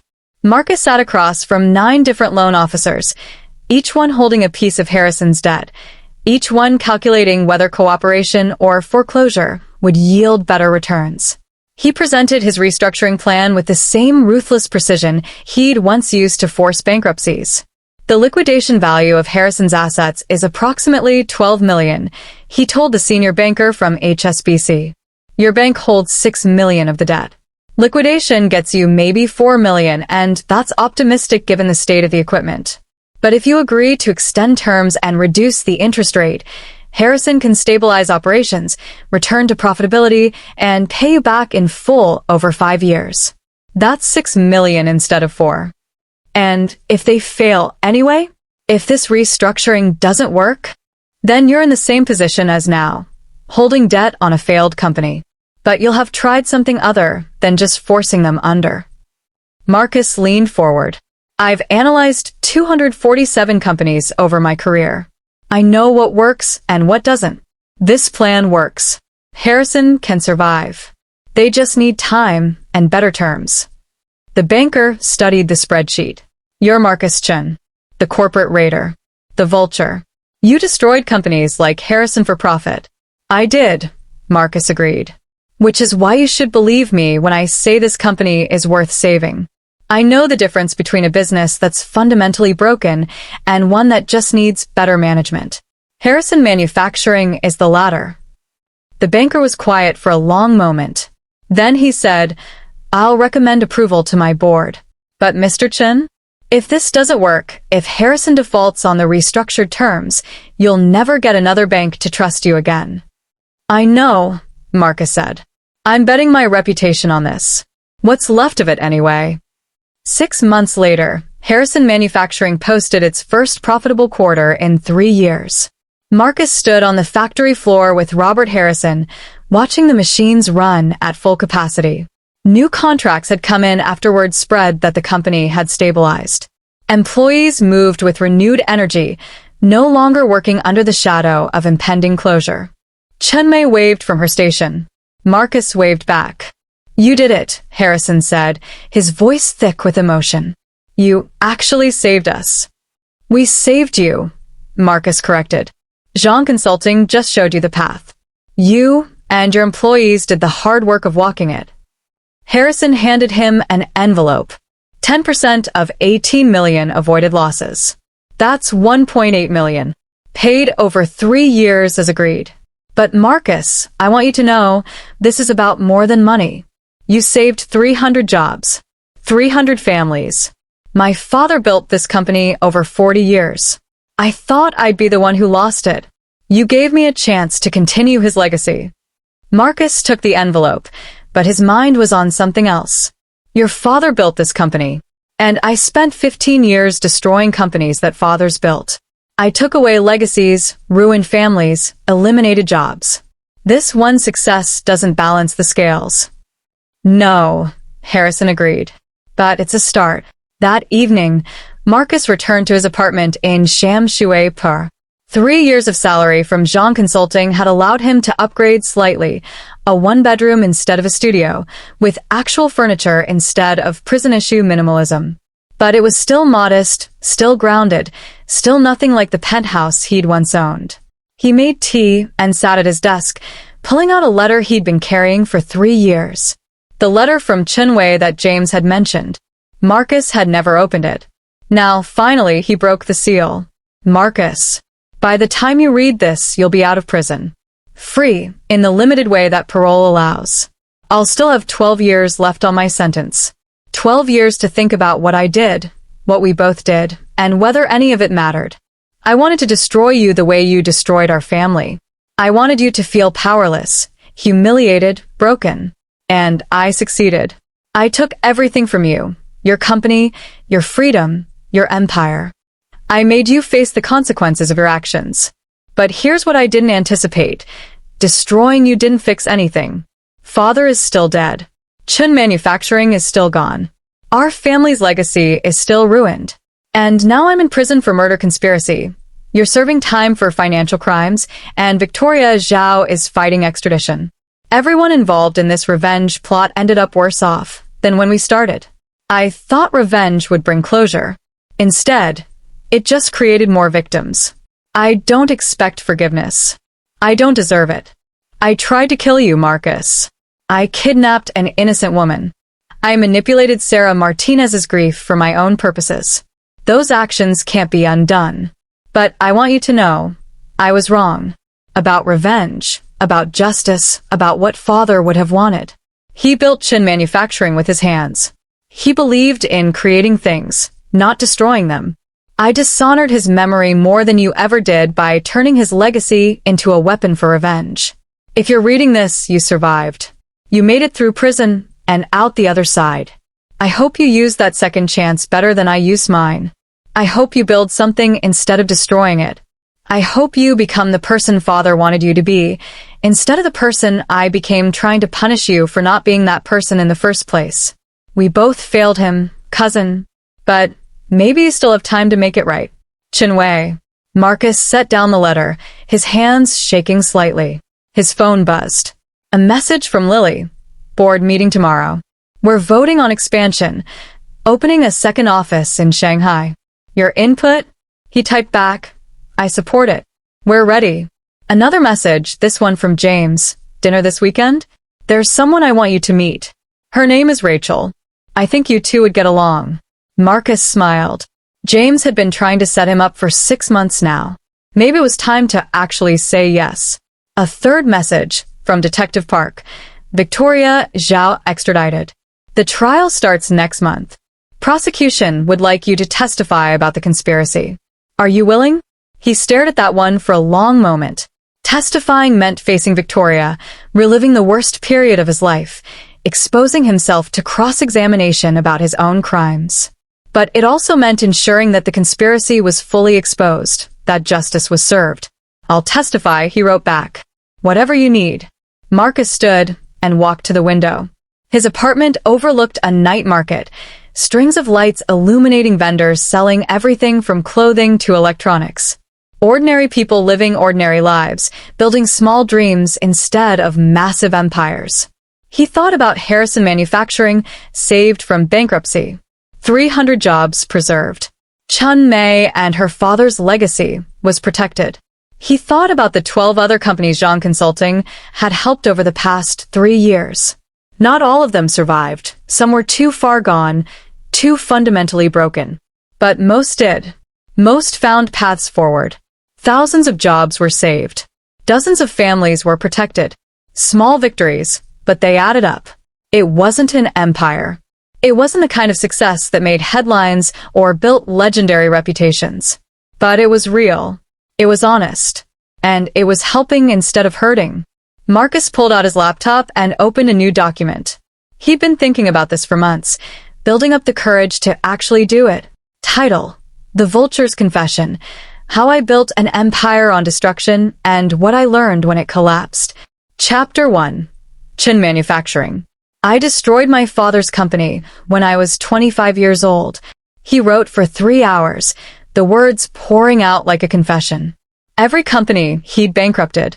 Every life he'd ruined.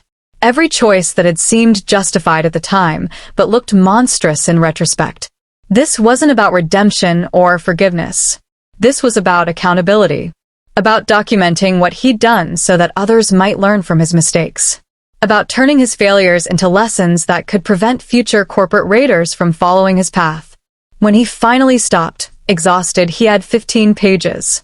The beginning of something that might take years to complete, but felt necessary in a way nothing else had.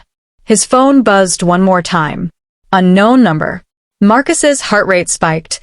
Old trauma, old fear.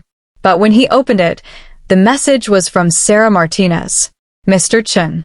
I was released on parole last week. 3 years served of a 5-year sentence. My attorney mentioned that you provided a character reference to the parole board, advocating for my early release. I don't understand why you would do that after what I did to you. But thank you. I've been offered a position at a cancer research institute. Private funding, no corporate interference. I'm going to continue the work we abandoned at Biogenics. Maybe I can save some other parent's daughter.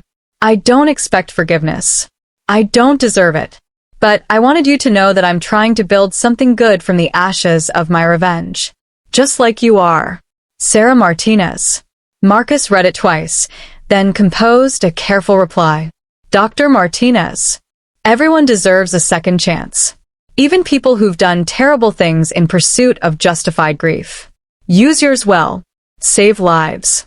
Honor your daughter's memory by helping others instead of destroying enemies. And Sarah? I'm sorry. For Emma. For Biogenics. For all of it.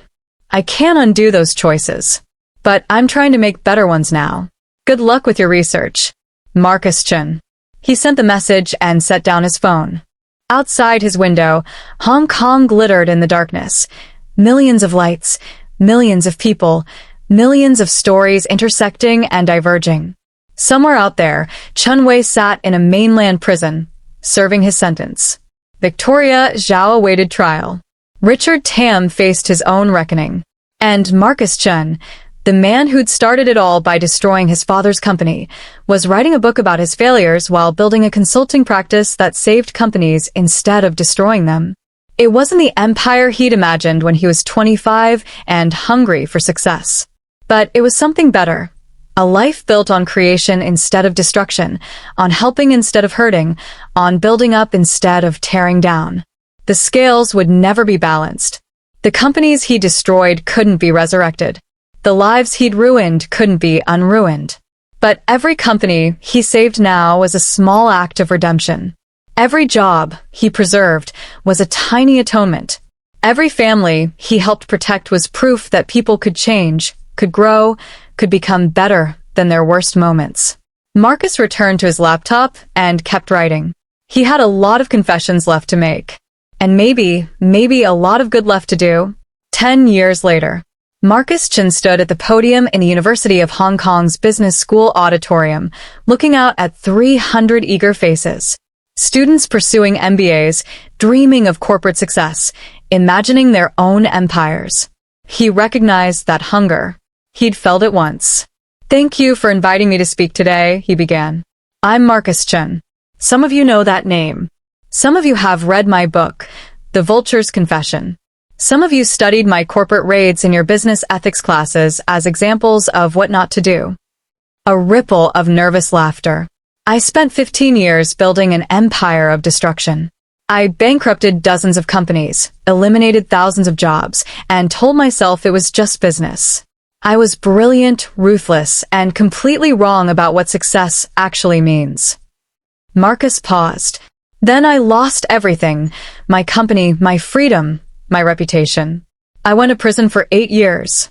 And in that time, I learned something that should be the first lesson of any business education. The way you build matters as much as what you build. He clicked the first slide, a photo of Harrison Manufacturing's factory floor. This is a company I helped save 8 years ago. 300 employees, family-owned, drowning in debt. The old me would have forced them into bankruptcy and made millions stripping their assets. Instead, I helped them restructure, negotiate with creditors, and find a sustainable path forward. They're still operating today. Still employing 300 people. Still building their legacy. Next slide. Sarah Martinez in a laboratory.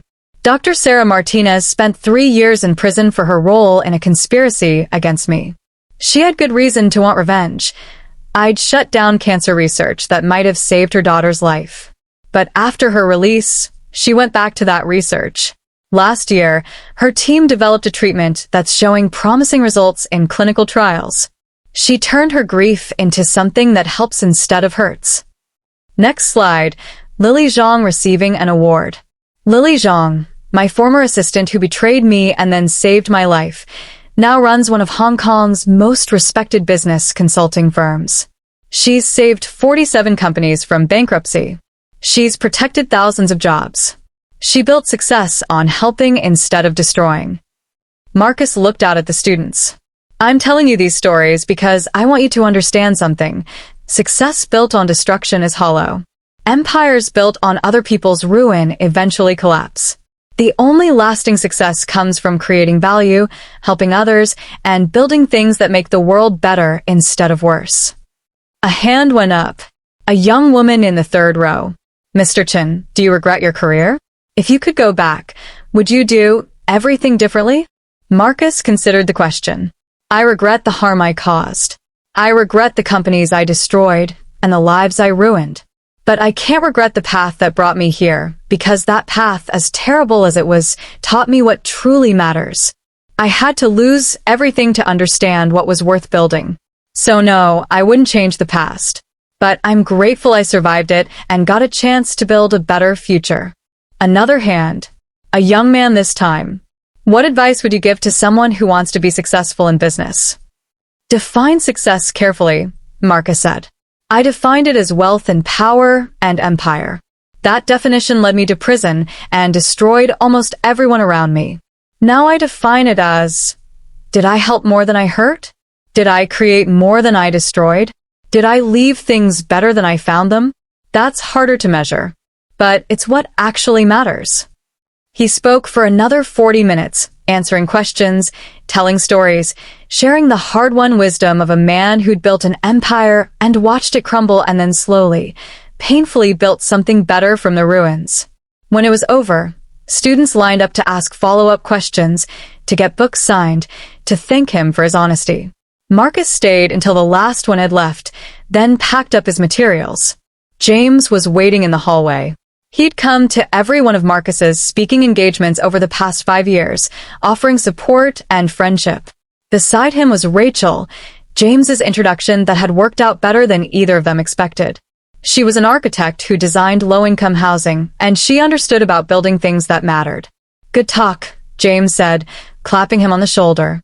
You say that every time. It's true every time. James grinned. Come on. Lily's holding a table at the restaurant. The whole team is celebrating the 10th anniversary of Zhang Consulting. They drove through Hong Kong toward the restaurant, and Marcus watched the city flow past. 18 years since he'd first started building his empire. 10 years since he'd been released from prison. A lifetime of choices, consequences, and chances to become someone better. His phone buzzed.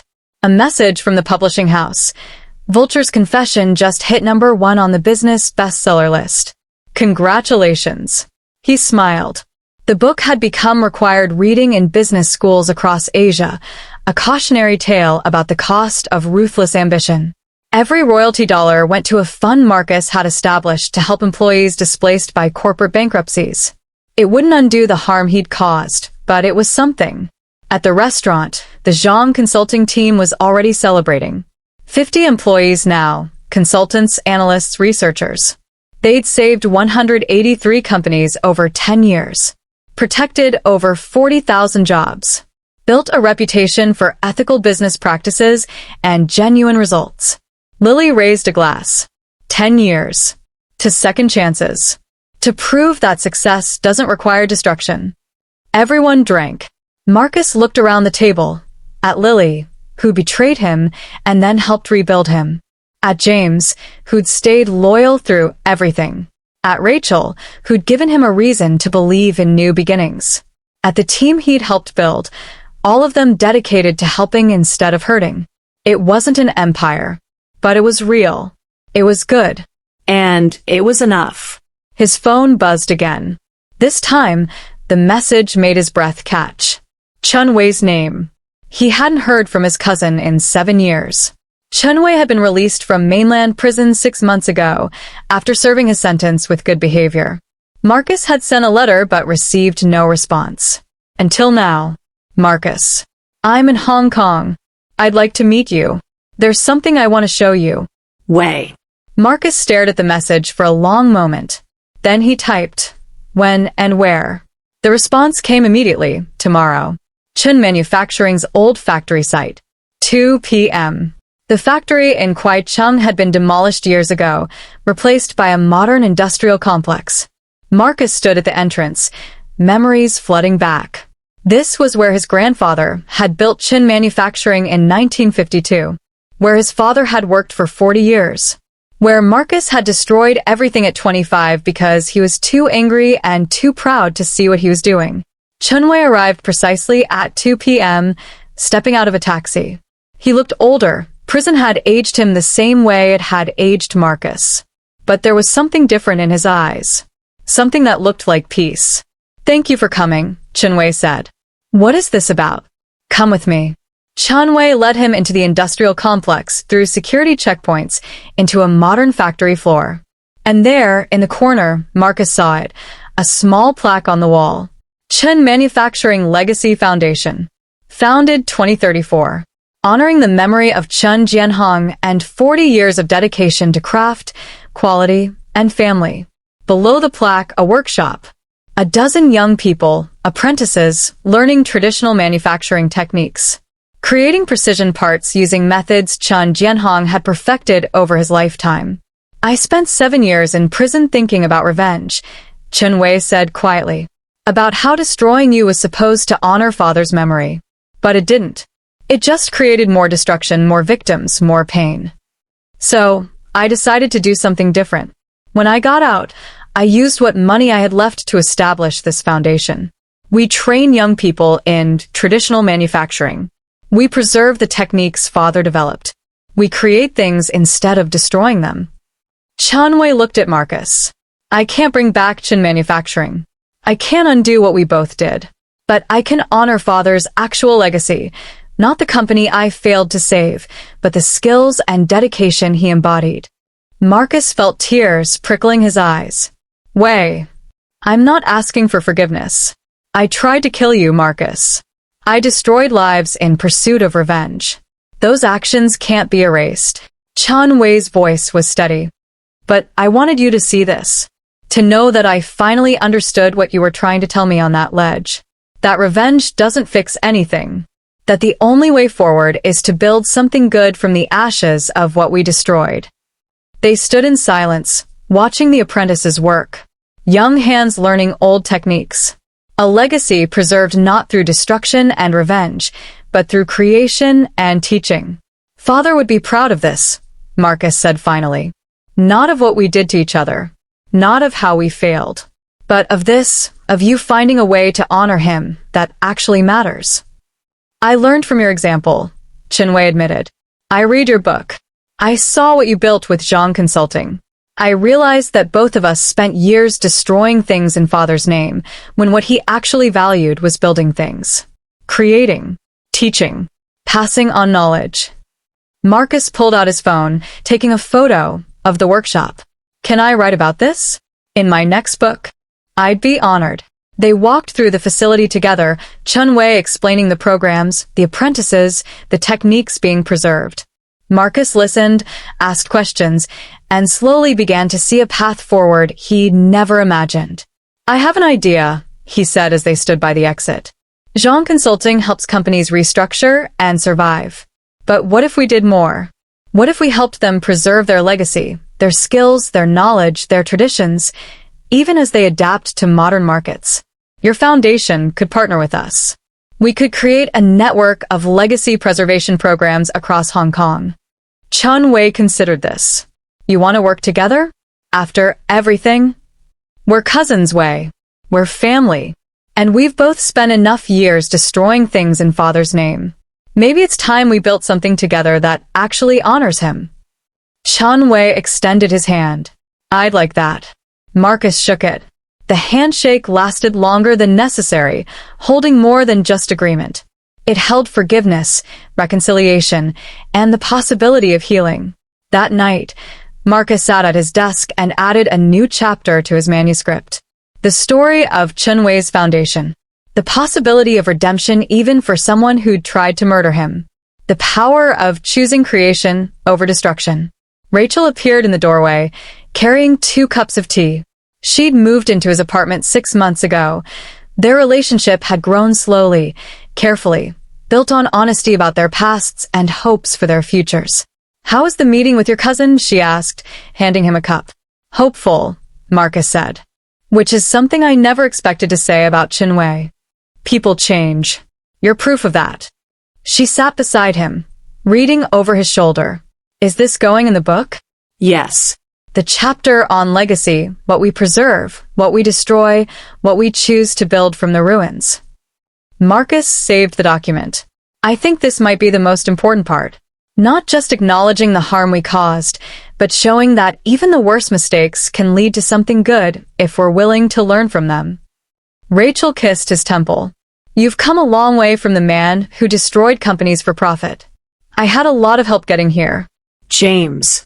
Lily. You. Even my enemies, Sarah and Chen Wei and Victoria, they all taught me something I needed to learn.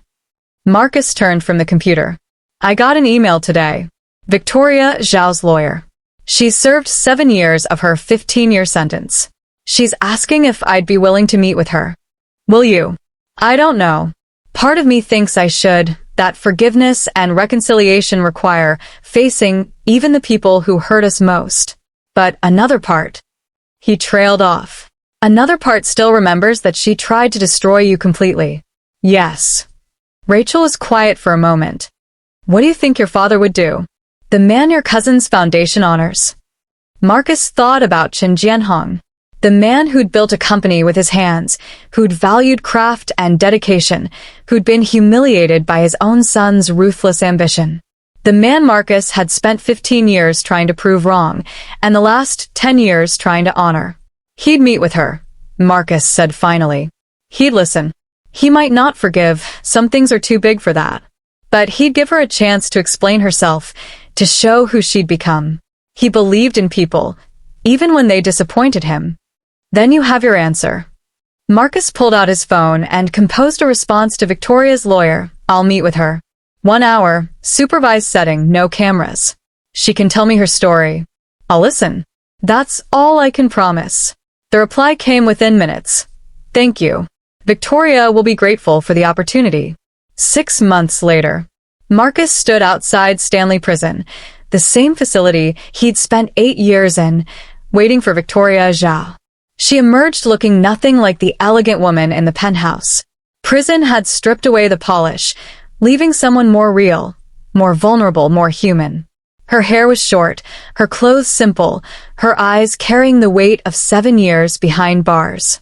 Marcus. She stopped a few feet away, uncertain. Thank you for coming. You asked to see me. I did. Because I owe you an apology. And because I wanted you to know what I've learned. Victoria gestured to a bench near the prison entrance. Can we sit? They sat, 2 former enemies watching the prison gates close behind another released inmate. I spent 7 years hating you, Victoria began. For destroying my father's company. For ruining my family. I convinced myself that revenge was justice. That destroying you was honoring my father's legacy. She took a breath. But Chen Wei used me. He used my grief, my anger, my desire for justice. He turned me into a weapon against you while building his own empire on the side. And when I finally understood that, when I realized I'd been manipulated, I understood something else too. What? That my father wouldn't have wanted this. Any of it. He was a businessman, yes. He was competitive and ambitious. But he believed in building things, not destroying them. And I dishonored his memory by turning his ruined company into an excuse for vengeance. Marcus was quiet, listening. In prison, I read your book, Victoria continued. I read about how you destroyed your own father's company and spent 15 years trying to justify it. I saw myself in those pages. The same anger, the same righteousness, the same certainty that revenge was justice. And I realized, we're the same Marcus. Both of us destroyed things in our fathers' names. Both of us called it honor when it was really just pain.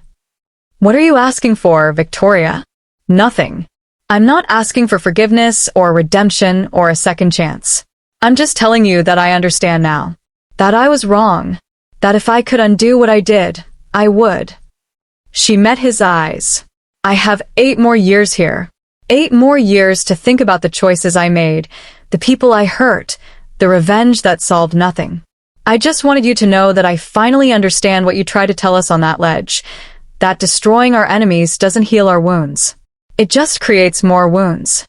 Marcus thought about Chen Wei's foundation, about Sarah's research, about his own consulting practice. All of them trying to build something good from the ashes of revenge and destruction. When you get out, he said slowly, if you want help rebuilding your life, contact Zhang Consulting. We help companies recover from bankruptcy. I think we could help people too. If they're willing to learn. If they're willing to change. Victoria's eyes widened. After everything I did. Everyone deserves a second chance, Victoria. Even people who orchestrated elaborate conspiracies to destroy their enemies. The question is what you do with that chance. Marcus stood. 8 years is a long time. Use it well. Figure out who you want to be when you get out. And if that person wants to build instead of destroy, we'll talk.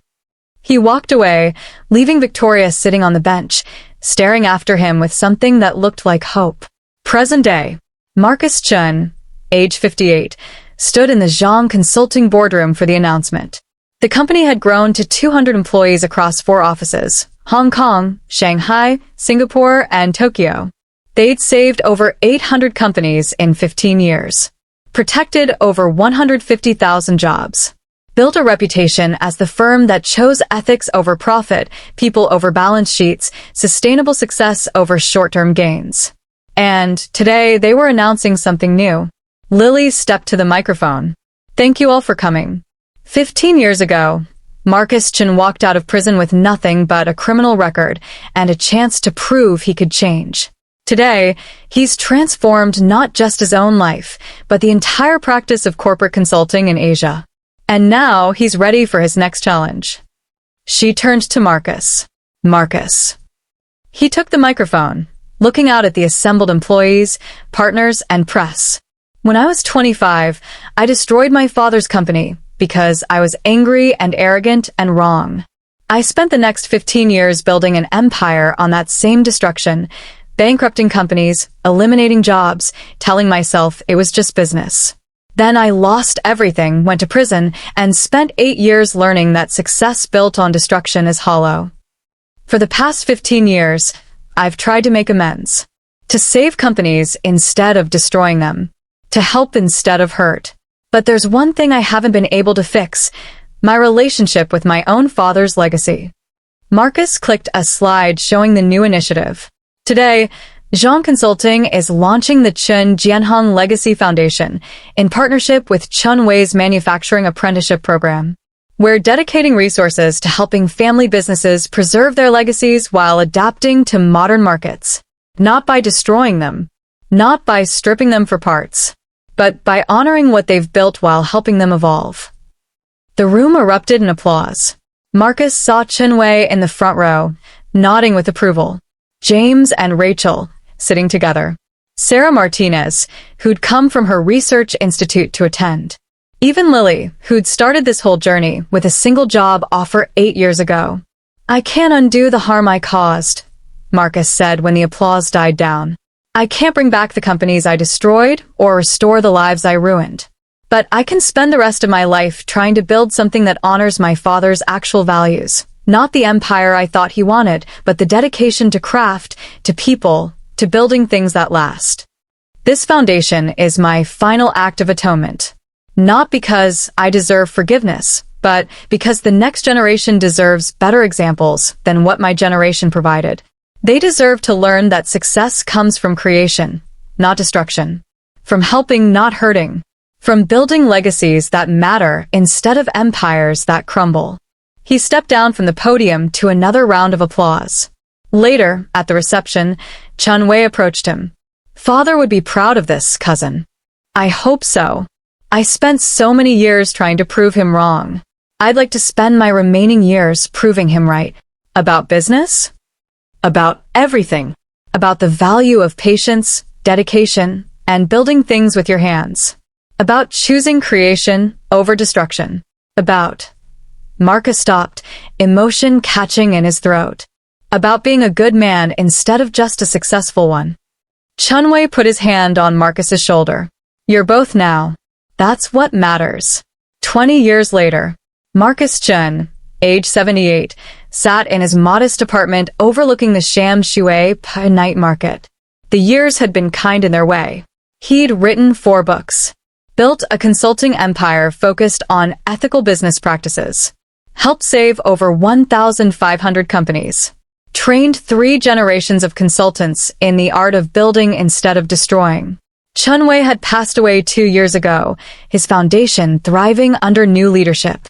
Sarah Martinez's cancer treatment had saved hundreds of lives.